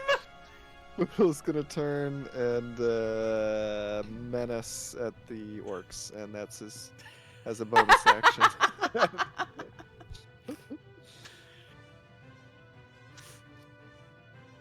That's his turn. Menace at the orcs. Yeah. Yeah, crew, Mr. Orc, save us from the devil. No! Shit. All right. So what was that? An action? Yep. And he doesn't really have Okay. anything for a bonus action, so I think that's his turn. Okay. It is the dwarves' turn. And the kids just the children kind of maneuver themselves in a way to keep themselves as far away from any orcs as they can. This orc up here, the power tank, he is going to, any of these guys hurt? Oh my god.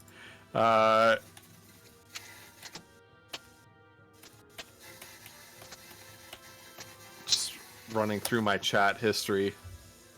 I don't know if you can hear that, but if you can, I apologize. He attempts to melee attack this orc, but utterly fails. The female orc up here is gonna throw another stone at this guy. It just sort of bounces off of him harmlessly, as he glares at her with smoke and steam rising off from his charred flesh.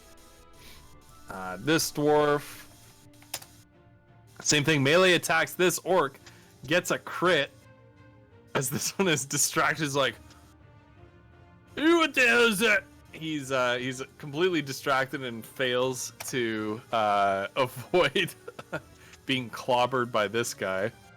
Yeah. As this dwarf turns to you and says, by the gods, I don't know what hell you spawned from, but I'm happy to see you, I think. We're here to help.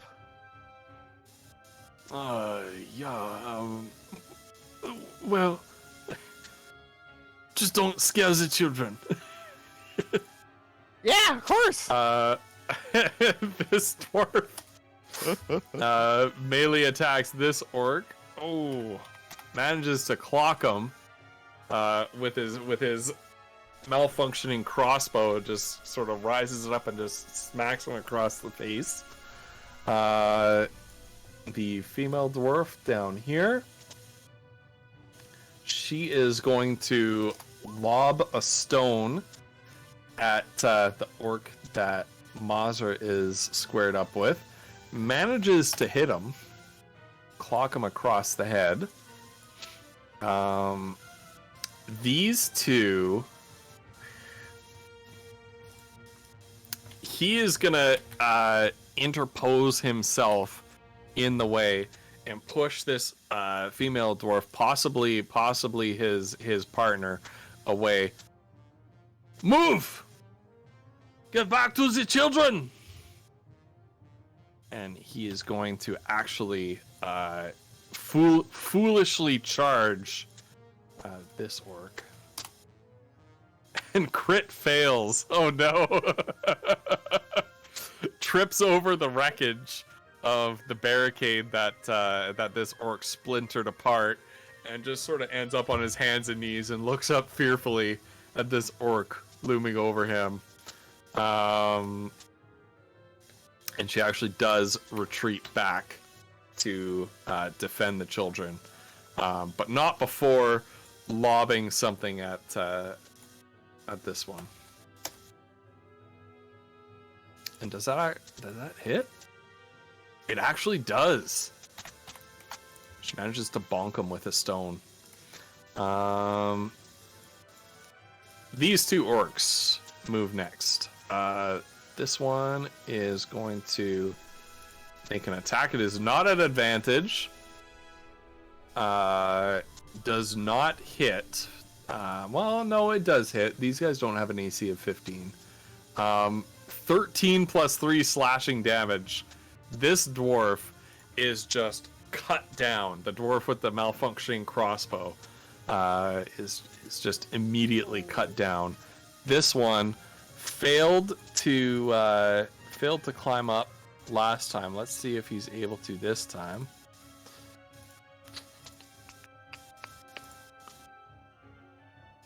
Yeah, this time he does manage to scramble up. Some sort of moves to make some room for him. Okay, and this guy should have, on his turn, I forgot to move him, he should have moved back here as well with the children. Alright. It is the War Chief's turn.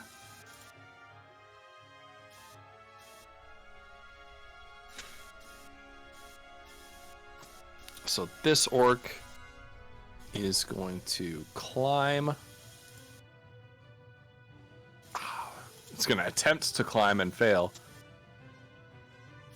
This one does manage to climb up. Squares up with the rock-throwing dwarf.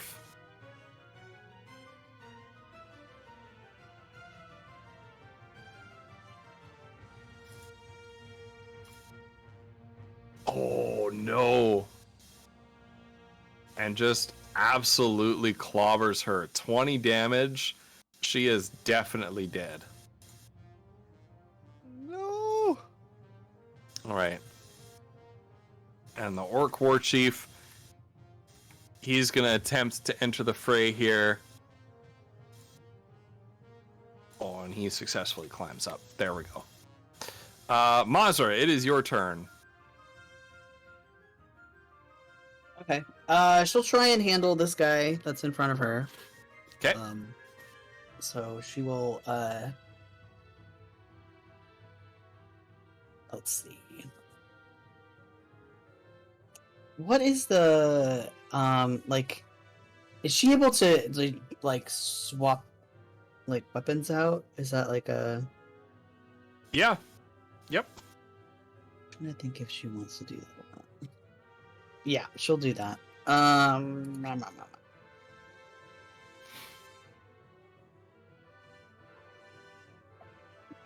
Okay. Bro, what's she swap going to do? Let's see. So she'll. It's the non-magical, but it's, you know, a rapier.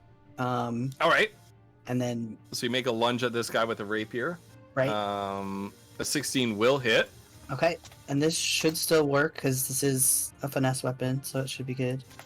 Yep. And then she will. That's pretty good sneak attack damage actually, and she'll try and hit him again.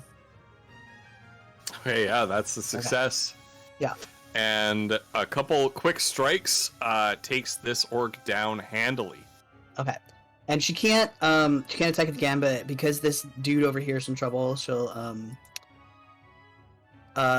is this guy rough terrain? Because she'll kind of. Yeah, an enemy body is rough terrain. Okay, so she'll go. She can just make it here. Okay. Now to cross And- through this space, because you have Okay. this spiked barrier here, you need to make a dexterity saving throw to Okay. avoid taking damage. Okay. Let's see.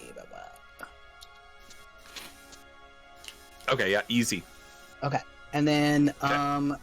she is going to she has a bonus. Yeah, you have a bonus action. Okay, she's going to use one of her spells. So she is going to, as her bonus action, she will cast this on herself. Okay. All right. And that's her turn. It's concentration up to a minute. All right. So 2 more orc teams, and then Kiona is on deck.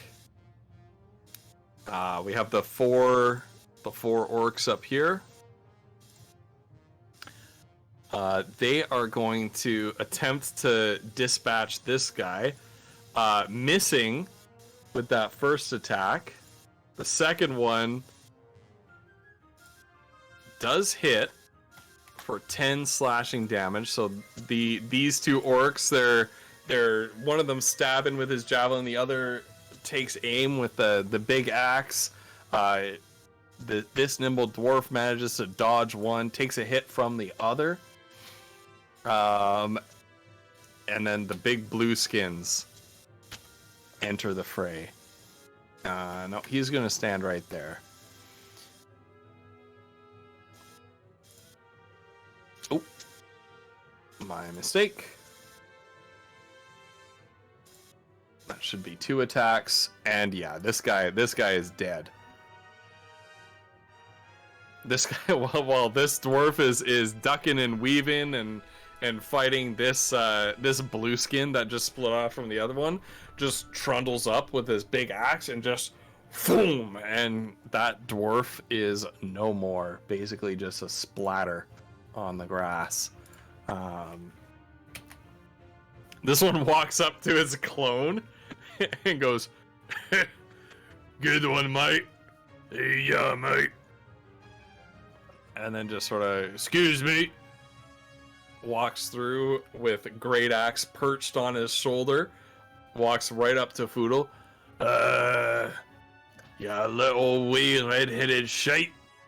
Let's see you smoke your way out of this one." Raises his axe and brings it down on Foodle's head. Oh, crit fail for the first attack and 11 for the second. Oh, Too slow! you're quicker than you look. You slippery little gnome. Who's old now? What was the other? Oh, it's this one. Okay. This one gets an attack, and he is actually going to ignore the dwarf prostrated in front of him, because you are clearly the bigger threat. And as you sneak in behind, he kind of sees you out of the corner of his eye, dashing in behind him. The flash of radiance from the divine magic, and he's gonna whirl around and attack you twice with that great axe for an 11 and a 23. The second will hit. The second will hit, and that is a mere 5 slashing damage. Right. And I think Pretty- since she has a Disappointing. reaction, she could probably half that if she wants. So. Yeah, she has a reaction, Cool. Yep. Yeah. So I'll do that. so it'll be half down to 2 Two. Okay. as you duck and weave out of the way. Kiona. None of this is going the way I want it to, but I can hit every single one of these fuckers up here with one fireball, so I'm going to.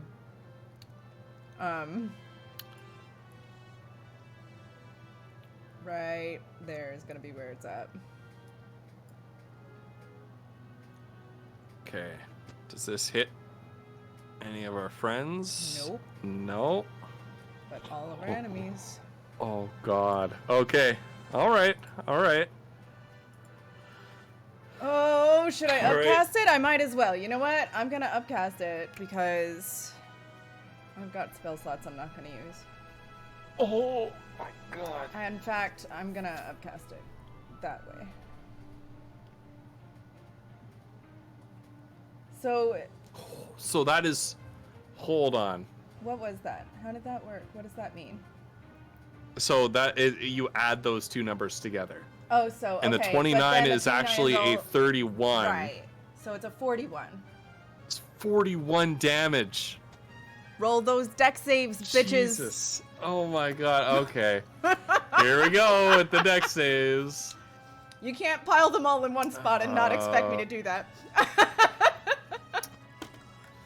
Well, that's the way Ooh, the that was terrain a was 2 designed, though. right?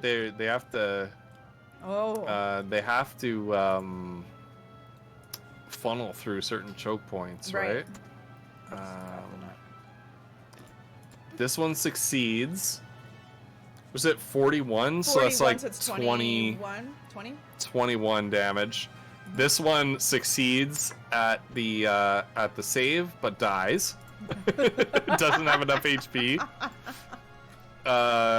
This one, the blue skin,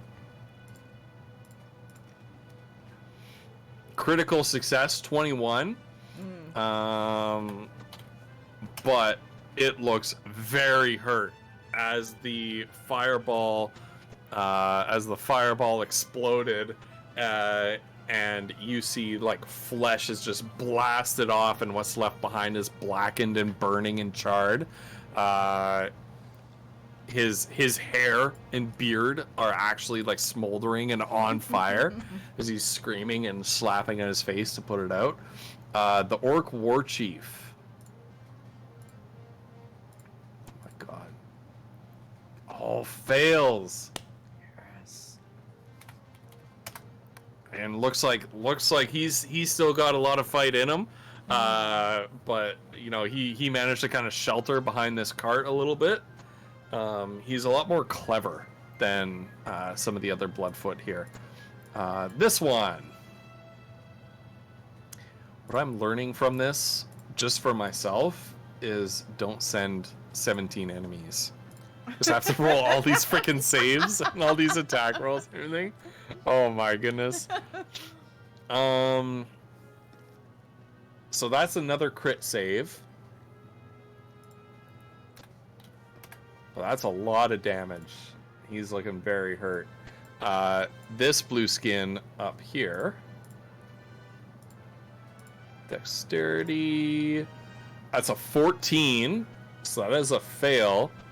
Takes full damage and is just blasted. Fuck yeah! Just a pile of ash. Pile of ash on the ground. This one, Hell save. Dex 20. So saves. But still, that hurts a heck of a lot. Oh my goodness.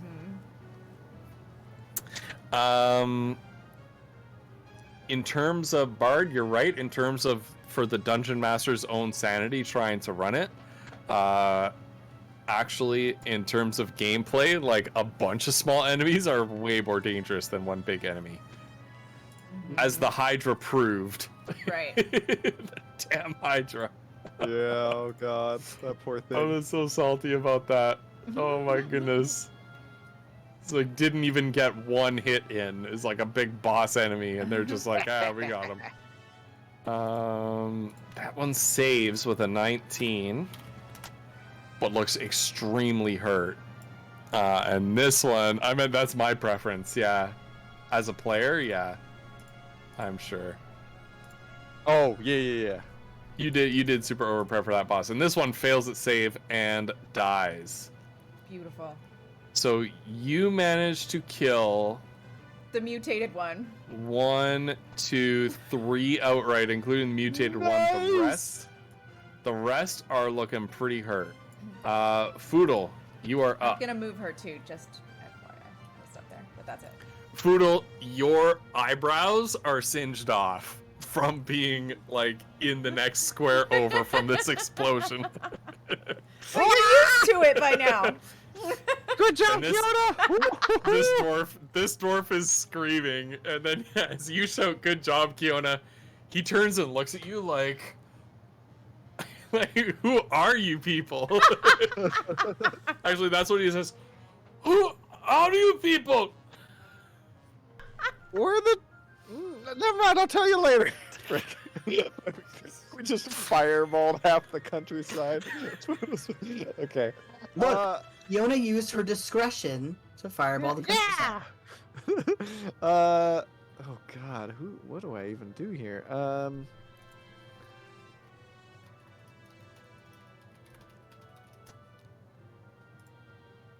Ghost, how's this one right next to Foodle looking? Hurt. Very hurt. Right. Okay.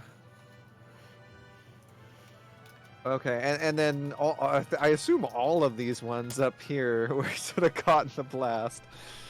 Yeah. Yeah. Okay. Well, in that case,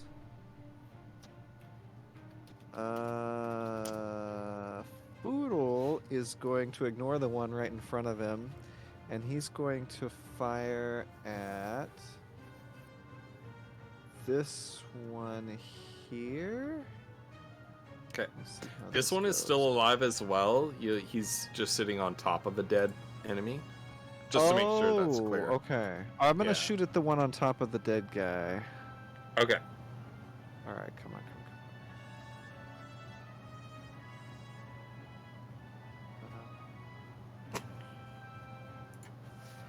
Is that about the lowest? Okay. I can roll? That will hit. That'll hit. Oh shit. That'll Okay. hit. That'll hit. Yeah. Okay, that's good. Foodle is going to.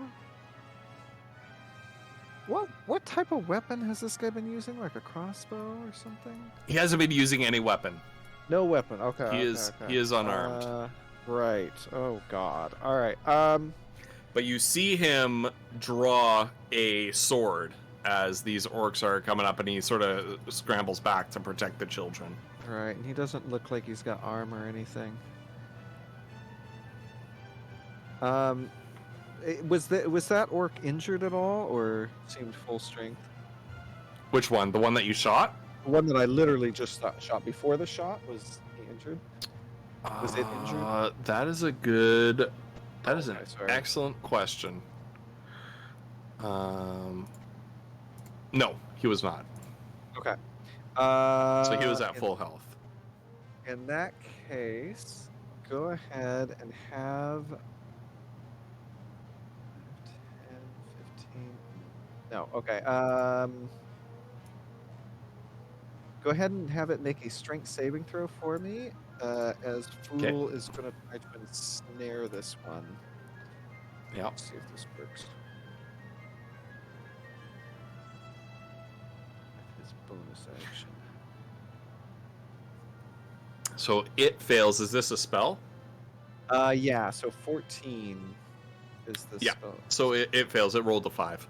Oh, okay. So it so is the currently- vines wrap around it, and it collapses to the ground, sort of like struggling. It's like, well, it is all for me.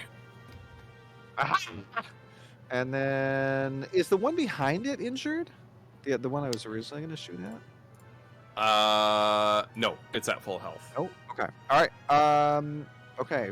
Foodle is going to fire at that one. Come on, Okay. come on. Oh, no! shit! Yes. Oh, yes is what you mean. Oh my god! And I rolled 2 10s. Amazing. Holy shit! It goes to No two way! numbers. No Wow. way! 10 is when you score a critical hit, you can roll 1 additional damage die. In addition, No, get to out the of here! crit. Yeah. Oh, Yeah, fuck Get outta yeah. that's fucking insane. Did that What? pull that automatically? Like, why are there 3 d10s on here? You can set it up in the weapon properties. Oh. Okay. You can see piercing 2d10 on a crit. Yeah. Yeah. Anyway, pretty Okay. clever setup they've got here. So that is 28 damage. Well, it's actually more than that because don't we do crunchy crits? So the first one is like maximum. Anyway, it doesn't matter. That's true. is That's true. That's true. Is That's that one true. dead?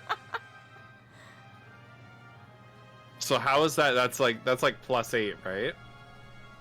Yeah. Well, do you do you have hold on though. We do crunchy crits, but do you have it set up to automatically do crunchy crits? No. I don't think there's a way to do that. There is a way. Yeah. Is there? Yeah, so when you're assigning the crit damage, instead of saying it's an extra d10, you just say it's 10. Does that make sense? Yeah. Yes, but I don't have that. Okay. It just rolls Okay. 2d10. Okay, so it actually, so you actually rolled a 10 on 2d10. You freaking. Isn't that insane? So he's That's what I'm dead. saying. Okay. Dead. Yes. Fuck Mission successful. yeah.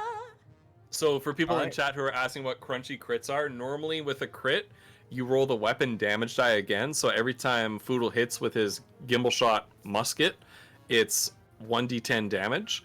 So on a crit, you roll a second 10-sided die and add those two together. But we find that like the worst thing ever is to roll 2 1s on a 2 crit dice. And then like your critical hit does like 2 damage and it really sucks. So we always assume that the added die is maximum, and that's kind of a That's common what house makes it rule crit. in D&D that is called crunchy crits, because you're always guaranteed to do maximum damage on one of the dice. Yeah. Yeah, and enemies do it too, Right. Yes. Right. Yeah. So which is not pretty. Yeah. careful. not only in our Yeah. advantage.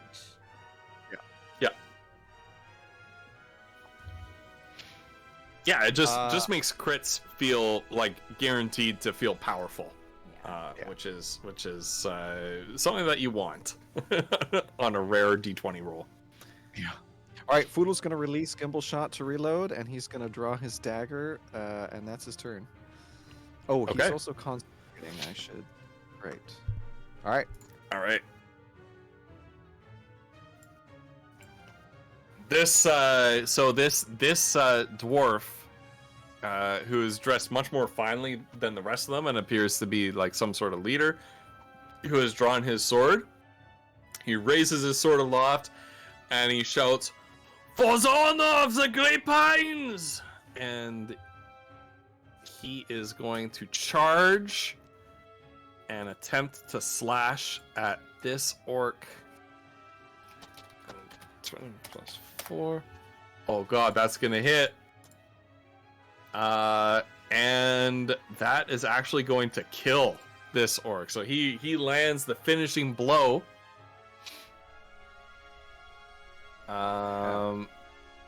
That orc team is killed.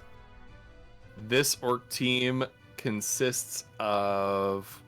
We're just gonna have all the rest of the orcs go on one initiative order from now on, because there are few enough of them. So it's the rest of the orcs' turn. This orc is gonna attack Foodle. Oh, an 18 and a 12. 18 does not hit. Oh, get bent. My God. I'm too fast for you! God, that's the best feeling to say an 18 does not hit. Holy Amazing. shit. Frickin' Amazing. marshals. Oh. Frickin' marshal characters. Get Oh. out. Alright. This one... Oh, you know what's gonna happen? This one's gonna go... And he is going to flank you and make 2 attacks. I'm too fast for you, old man! You can't catch me! I'm Poodle, baby! Ghost Pepper is back there dying. Poodle is as the smoke he Frickin' breathes. hell. That's right. God. That's right. Smoke leaf, baby! Oh. Try it! I'm not- Not you, kids, I- not you. I am going to very quickly find Foodle as annoying as the NPCs in the game find. Oh my goodness. No. I'm gonna. Oh, Jesus. This is stupid gnome. Oh, I'm beginning to understand Shogaraz a bit better. No.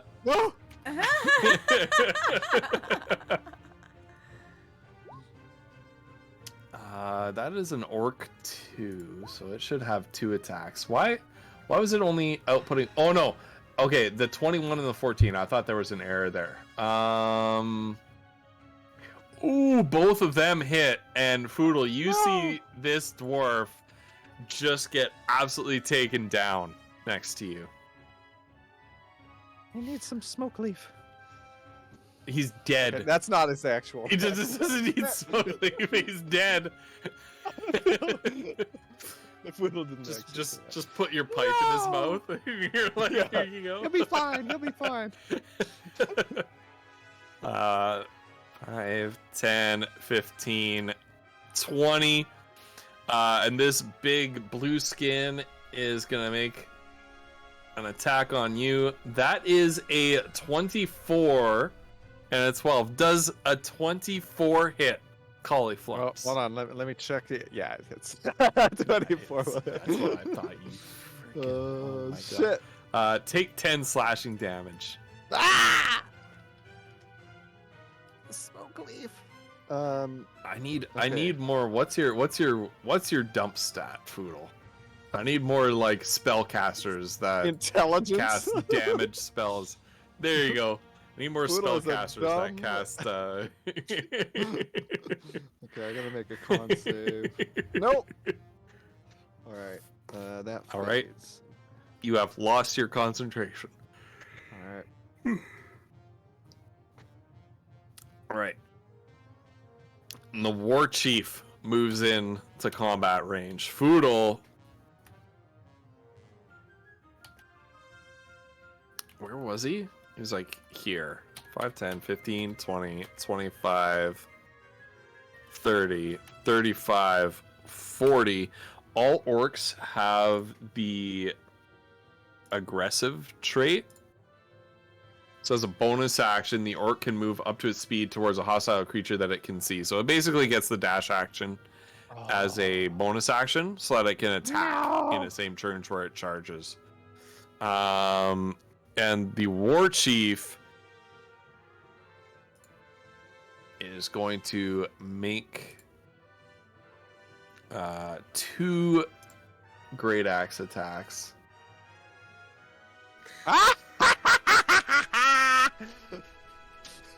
I should really stop laughing like that. It's like, oh God. Suddenly, you hear the dragon roar overhead.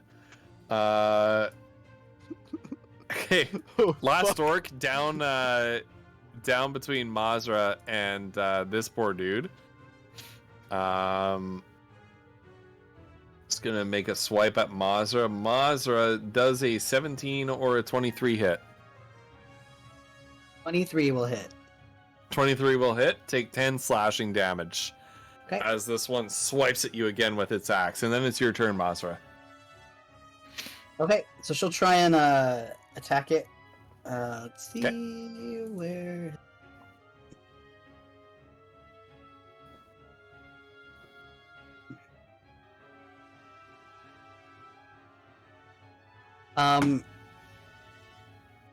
So if you're like attacking with a weapon, but then if you're like in the same turn you attack with a weapon and then you swap, that would have to be like a is that an action or a bonus action or like a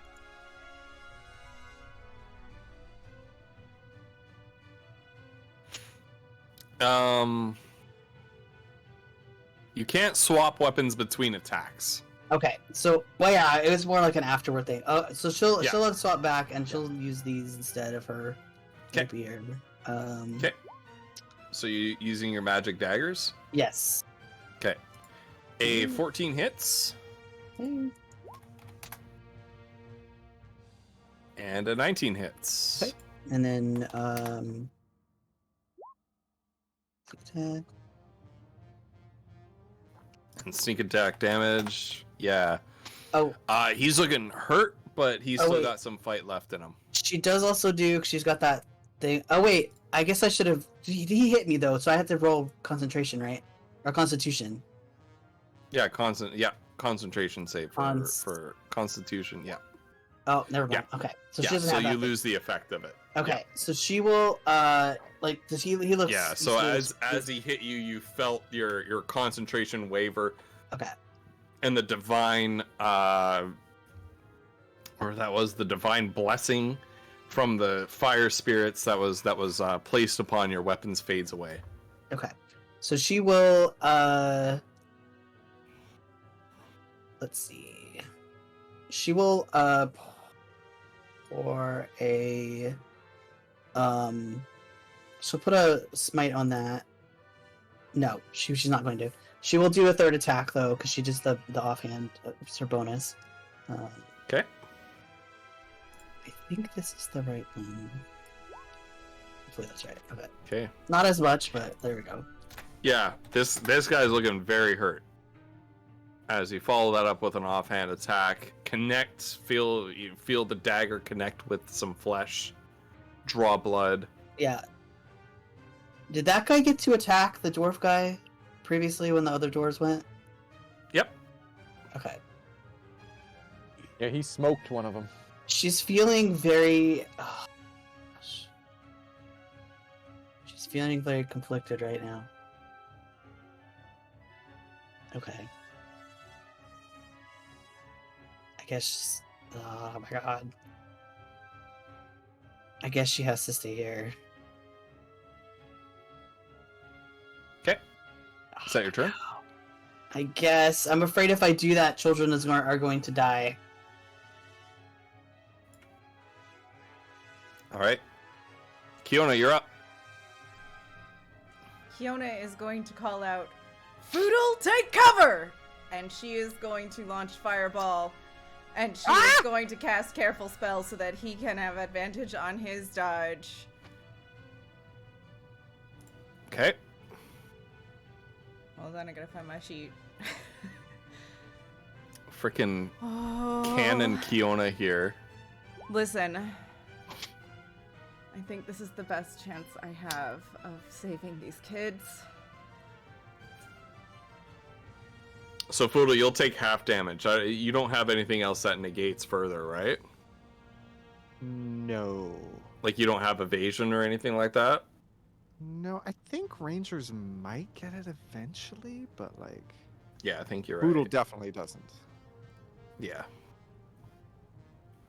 Okay, so that's actually +3, so that's actually 29. 32. Plus 3 is 32. And where are you centering it? So that it hits the group of orcs and Foodle, but not the kids. So it would be Alright, well, yeah. above where the kids are, not close to them. Well, give me a point. Sorry. You have to declare that. This is like, I don't know what it is. It's that and that. It would be. Well, it's 20 feet, so right? Somewhere in there, yeah. Yep. Oh, I'm on the Okay. center again, but yeah. Yeah, so like right here. Would hit the ball. Yeah. Okay. All right.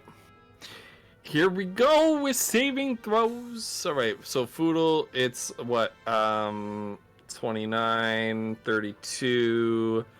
Divide by 2 is 16. So Foodle, you take 16 fire damage. As you are right in the middle of the explosion. That's The kids behind She warned you. here are screaming.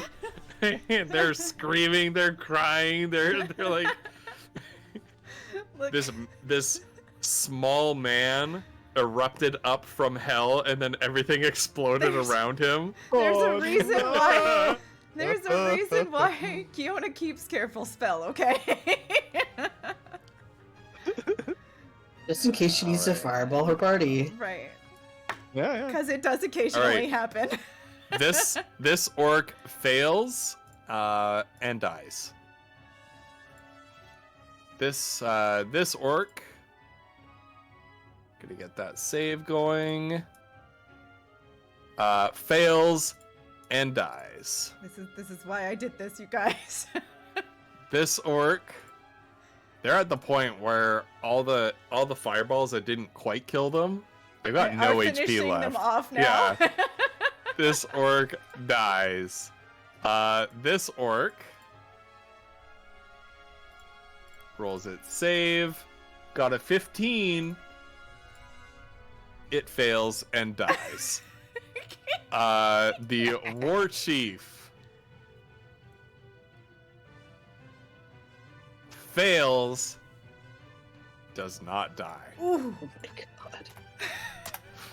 The flames and the smoke clears from the explosion, and you see this orc war chief, great axe planted in the ground, hunched over, just breathing heavily. You damn meddlers, we'll kill you all. Kiona, move action, bonus action. I think she's good.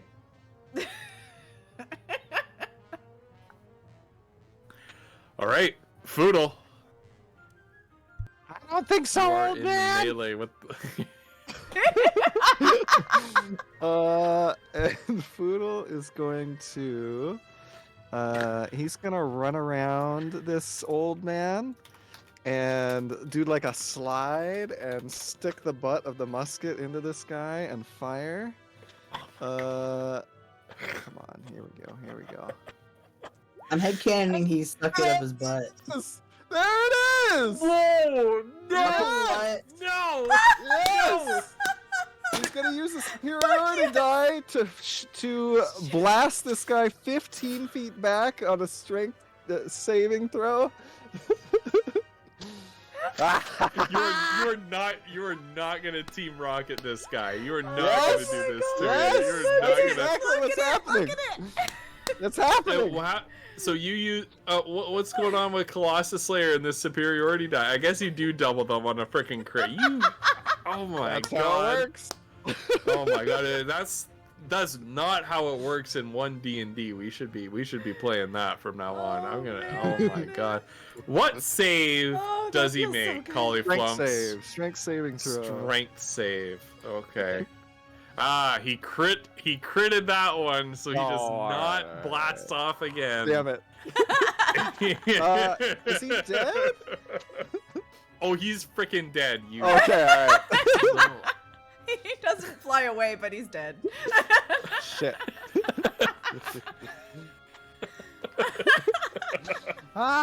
Okay. Anyone hurt? And we're not done Everyone yet. okay? There's still one left. Oh, we're not done yet. There's still, just kidding. By Mazra. Where? Sorry, I'm like searching for a non-X. Right. Oh, by Mazra. Okay. And Foodle's gonna go the last 10 feet, and he's gonna fire at this one Oh here, my god. because you know his turn's not over. Hiya! Oh my He's god. gonna use another superiority die. This one needs to make a strength saving throw. 17 or higher will beat it. 18. Oh! All right. And it takes Roll the superiority die. a little bit of extra damage.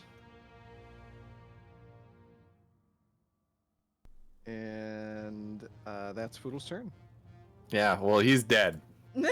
Hey! Mazra, as you stab into this one, and you're looking at the battlefield, and you're like, Mazra's doing like the math lady meme right here, just thinking tactically, conflicted about what to do.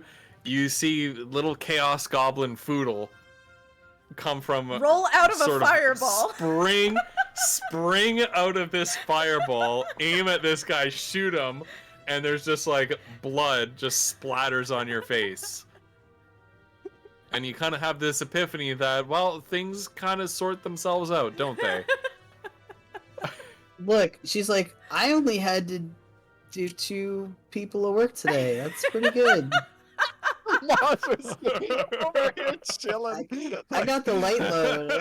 Everyone Let else, Foodle and Kiona do the work. yeah, murder. You know what's 15 even at a better though time. is that I could still cast Fireball up to 5 more times right now. What the fuck? If I really wanted to. Without using What sorcery in the points to refill actual- my spell slots. Jeez. What the crap? All right. So the din of battle dies down. Amazing. The children rush to their parents Away from Foodle. into Well, and then Tiefling Crying. Kiona is gonna show up after all of that Oh, too. no. We got this crying whole into devil their thing going. parents' arms. This little dwarf girl, her parents were these two up here. Oh no. And she comes up and she's shaking the dwarf woman who was cut down by the war chief here. It's just, Mama, wake up. They were actually rolling death saves. The whole time. Right? They were. If you want to attempt to save Yes! one of these dwarves, you have enough time to potentially save one. Foodle's gonna send Andrew to land on whichever one of them Roll a looks dice. like their most. Yeah, here we go. One's the dad, two's the mom. Here we go. /R1D2. All right, to the dad. Okay. And Andrew flies over, and Foodle's going to cast healing touch. What is it? Touch something? Cure wounds. Cure wounds. Thank you. Through Andrew.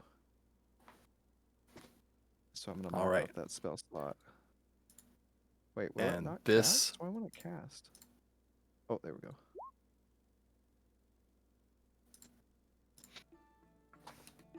And And this dwarf kind of wakes up and coughs and just looks over and sees his little daughter crying over the unmoving form of his wife. He struggles to his feet and walks over and gathers her in his arms, and they are both sobbing together inconsolably far away. The dwarf in the finer clothes with the swords here turns and looks at you, still not sheathing his sword, looks Foodle dead in the eyes. Well, I suppose thanks are in order? Well, no, I mean, no thanks necessary, really. We try to help people when we can. You cannot possibly erupt out of the ground in a cloud of brimstone, cause explosions to utterly burn away these orcs, spring out of said fireball, shooting the war chief and then the last orc down here, just pointing in that direction, in midair, and then say, no thanks are in order. Okay, I guess when you say it like that, I mean, we're pretty. Who are you people? Uh-oh. Well, there are many who call us the Discretionaries. Are you sure they're not joking? I don't think so. I'm really good at telling that. I can't say anything I saw was particular. It was effective. Don't let me, please, don't misunderstand my meaning. But anyway. Yeah, but the effectives, it we- doesn't have the same ring to it, you know? We owe you a debt of gratitude. I am Ketil. Kettle? And yeah, like this in Twitch chat. Oh. Yes. Okay. Kettle Greypines. Kettle, it's a pleasure to meet you. My name's Foodle, and the explosive lady over there, Kiona, if you want to wave, behind the tree, her name's Kiona. And then our companion is actually a half-orc herself, down that way, and she can introduce herself with whatever name she feels is appropriate today. Are we out of Initiative. Are we out of initiative? Can I You're out of move? initiative order at this point. Yeah. Okay, so she's kind of wandered over Yeah, Kiona will. and doesn't. also She does wander not introduce over. herself, but looks around to see if anyone needs like healed up at all. The children are all like hiding behind their parents as they look at you, Mazra. She has a particular hatred. Fuda looks over at Mazra of these orcs and grumps and Yeah, we are aware of the shall we say differences among the orcs of the Stormspire Highlands. yeah. We are actually just returning from trade with some of the more, shall we say, peaceable orcish clans of the Highlands. Well, that's good. Yeah, in fact, we were on our way back home to Zwergenheim when we were beset by these Bloodfoot, damnable bandits on the roadside. Oh, Svergenheim. Wait, that's where we're going, right, Mazra? I mean, shit. Ah! It's fine. Right? Hold on. I don't know why I said that. Right, Kiona? Yes, we are, in fact, heading It- towards Vergenheim ourselves. Yeah.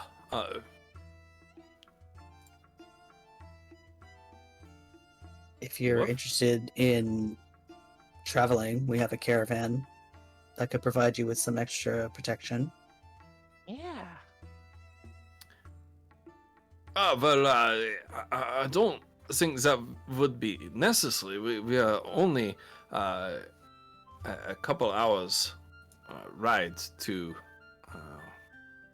Waterfall. Oh. However, perhaps as thanks, we might be able to help you. Oh. Yeah, you see, Zwergenheim, many of my fellow countrymen are not as welcoming of foreigners as they used to be. All right. The Goblin War and the unfortunate circumstances surrounding the fall of Amortica, our erstwhile neighbor, has created something of a closed-minded attitude among our people. However, it so happens as the patriarch of the Grey Pines Hearth, I do carry some modicum of influence among my people. I imagine I might be able to get you past Waterfall. Oh. Well, that's great. How big is your caravan, and what is the reason for your travel? Are you merchants? It's pretty big, and I heard that there were rock gnomes around, and I couldn't help myself. I wanted to go see what they were up to. And this is all of you are traveling to find rock gnomes? Yeah. Our caravan No. is traveling to find a new home. Our town was destroyed. Oh, yeah. Well, that as well. Oh, you see, and Kettle kind of like turns physically away from Poodle a little bit towards Kiara.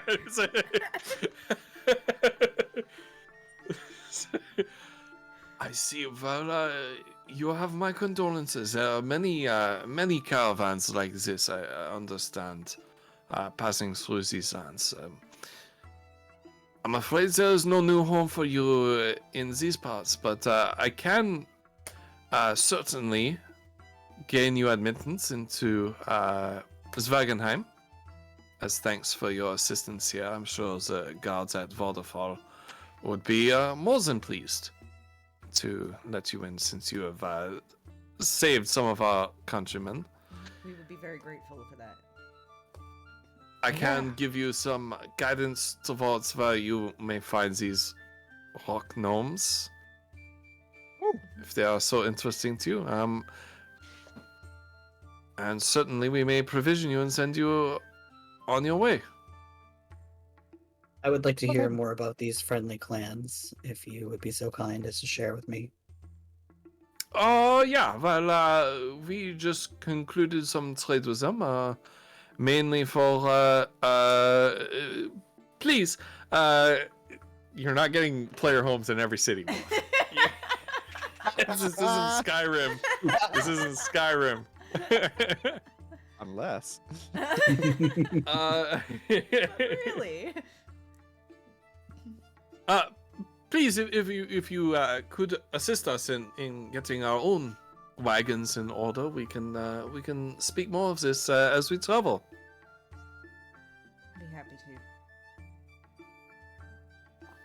Okay. Yeah, that sounds Yeah, great. and you spend roughly the next hour and a half, 2 hours, sort of picking some of their wagons. They've sort of tilted onto their sides. You need to you need to sort of untie the stakes that they turn they turn the timbers into these stake barriers. sort of unfastening them and breaking them down and reloading the timbers back onto the carts. And before long, you are moving along, trundling along the roadway with your own horses and wagons, as well as the merchant caravan of the Grapevine dwarves, headed towards Varderfall. You see, Miss Marshall, if you don't mind me using your name, you seemed perturbed by your friend for using that. But Viva actually just returning home with the proceeds of I'm turning French. It's supposed to be German. Yeah. Viva just returning home with the proceeds of trades with some of the mountain clans when we are attacked by the Bloodfoot Reavers. Mainly the Grapevines, as you may guess from our name, we are woodworkers. Woodworkers, carpenters, joiners, the like. As you probably guessed, wood does not grow plentifully underground, so we often have to trade with surface dwellers, such as your noble people. There are also, of course, foodstuffs that are not readily found underground as well. Hay, other agricultural crops, and you may find this most interesting. My orcish friend, this cart here full of gold shrubs. And Mazra, you would recognize these as you kind of peer into the back of this wagon. It's packed with a whole bunch of sacks, each one containing this particular shrub that is a plant native to the Stormspire Highlands, which orcs heavily cultivate and use the berries and leaves from them to make different colors of dye for your clothing, as well as for the prayer ribbons that you saw around the different shrine sites. Like if you remember when you made a stop at the hot spring, that was sort of believed to be a holy hot spring. There were all these multicolored prayer ribbons around the entrance. And it, as it just so happens, you are about to join us in Zwagenheim for a very important holy day and festival indeed, which these will play a central role in. Oh, well, that's amazing. Indeed. Thank you. Yeah, is there anything? I mean, you said it was a holy day. Is there anything that I should like wear or prepare? Certainly, generally, we wear our finest clothes. Oh, I have a pocket square. That would be most fetching indeed, I'm sure. Perfect. Surely you have some more formal attire than your armor to wear this pocket square with? Yeah. I've got some very fancy clothes. Yes. And Kettle turns to Mazra and says, he tends to focus on the minor details and leaves the important key information out a lot, doesn't he? Yeah, that's his way. It's like literally poodle. Oh my god. Just love the idea. You told this guy, like, hey, my whole community, we packed up all of our homes, we left our homes behind, and we've set off in search to find some rock gnomes just to see them.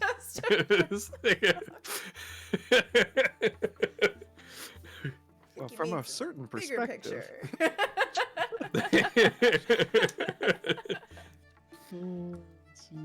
there may have been between that A and E, there may have been like a B, C, and D. But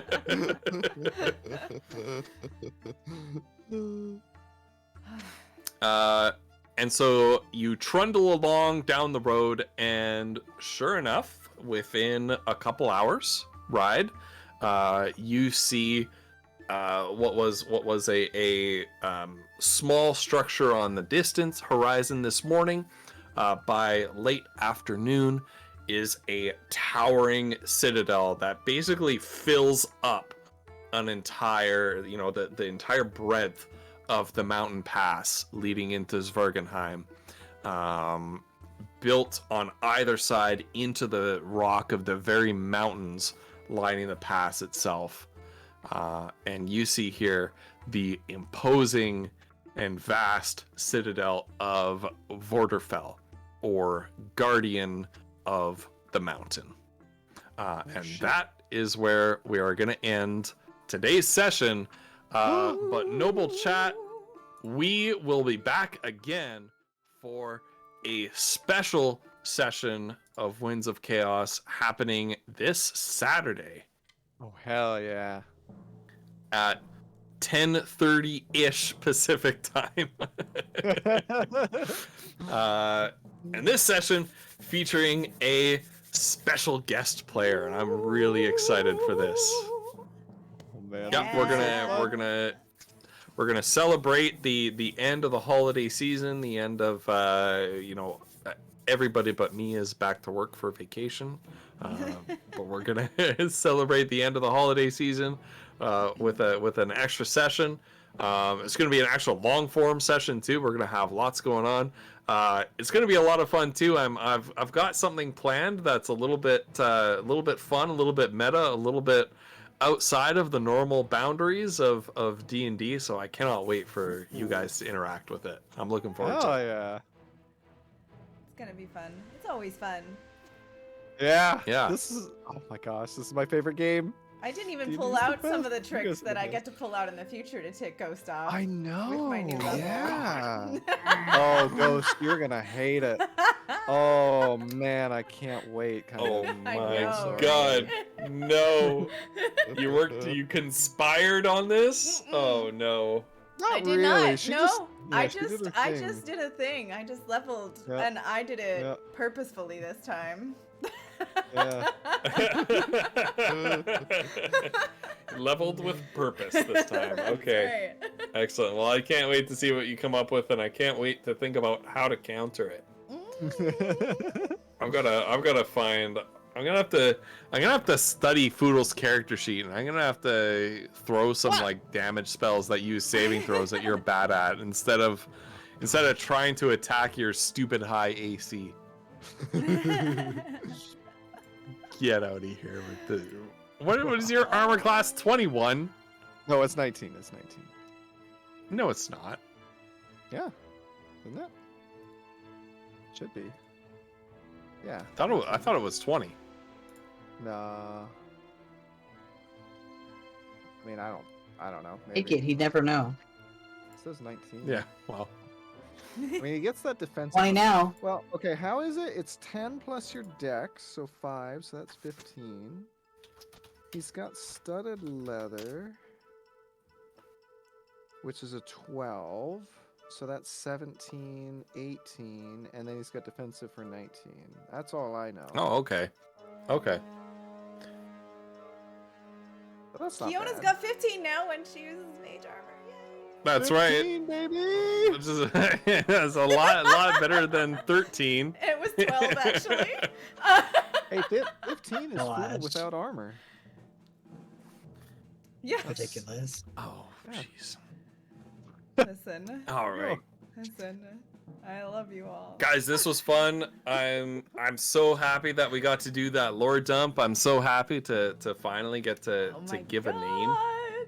to the enemy. Well, okay. I still need a name for my companion. I keep calling it like the passenger or the thing in my head, but we don't have a name for it, really. It has a name. Just Yeah. like Name just like any of us has a name. is I Bob. feel like I've been almost gonna ask it before, but then I'll always get distracted by the next thing it says or something and forget. We have these little Megan says, dream interludes. Megan says, Dark Kiona, Mirror Kiona, Goatee Goatee Kiona.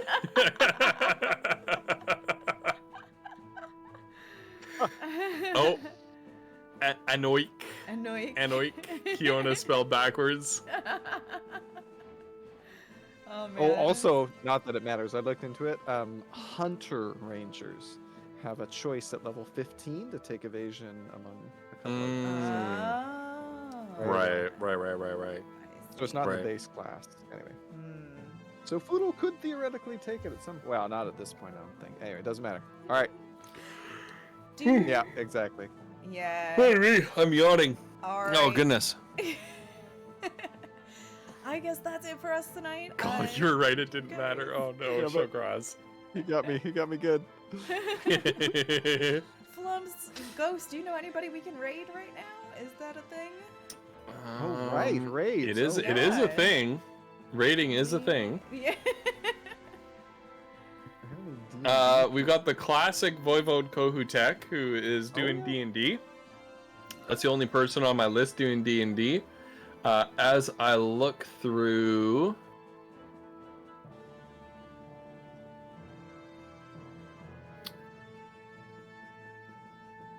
Oh, Mimsalot is doing Dungeons and Dragons as well. Oh yeah. Hmm. Yeah, those Shall would be. we- Oh, shall we Plushy Ash is doing just Overwatch. run? All right. That's one of I don't know if you know Ash. That's one of Hotline Cuervo's I friends. do. I think I have Yeah. run across them. What do you guys think? Streamer's choice. Yeah, My yeah. goodness. Go I with don't your like gut. the Go with your pressure. gut. The Let's first go with thing. Plushie. Let's go with Plushie. I haven't rated them Alright, Okay. in forever, if ever. Question Yeah. mark. But I think in a long time. It's do it. been a hot minute Right. since Right. Yeah. since I've seen Ash. Yeah. Yeah. So let's stop in over there. Oh yeah. Right, guys? Thank you all so much for coming along and playing with us and being with us and throwing bits at us and making things happen. Oh yeah, Kiona still has an inspiration point from Bard, so I have to remember that. Oh yeah. Oh, amazing. I love it. So thank you all for coming along. We love you. We love our D&D game. I love hanging out with you guys so much. You guys are the best. Oh my gosh. Do we have a... Oh, I'm sorry. I could do this. But what is it? There we go. All right. Thank you so much for coming along, guys. All right. We're gonna do that raid with the Plushy Ash. Come along for the raid. And we Thanks, will everybody. See you guys later. Bye. Bye everybody. See you later. See you on Saturday.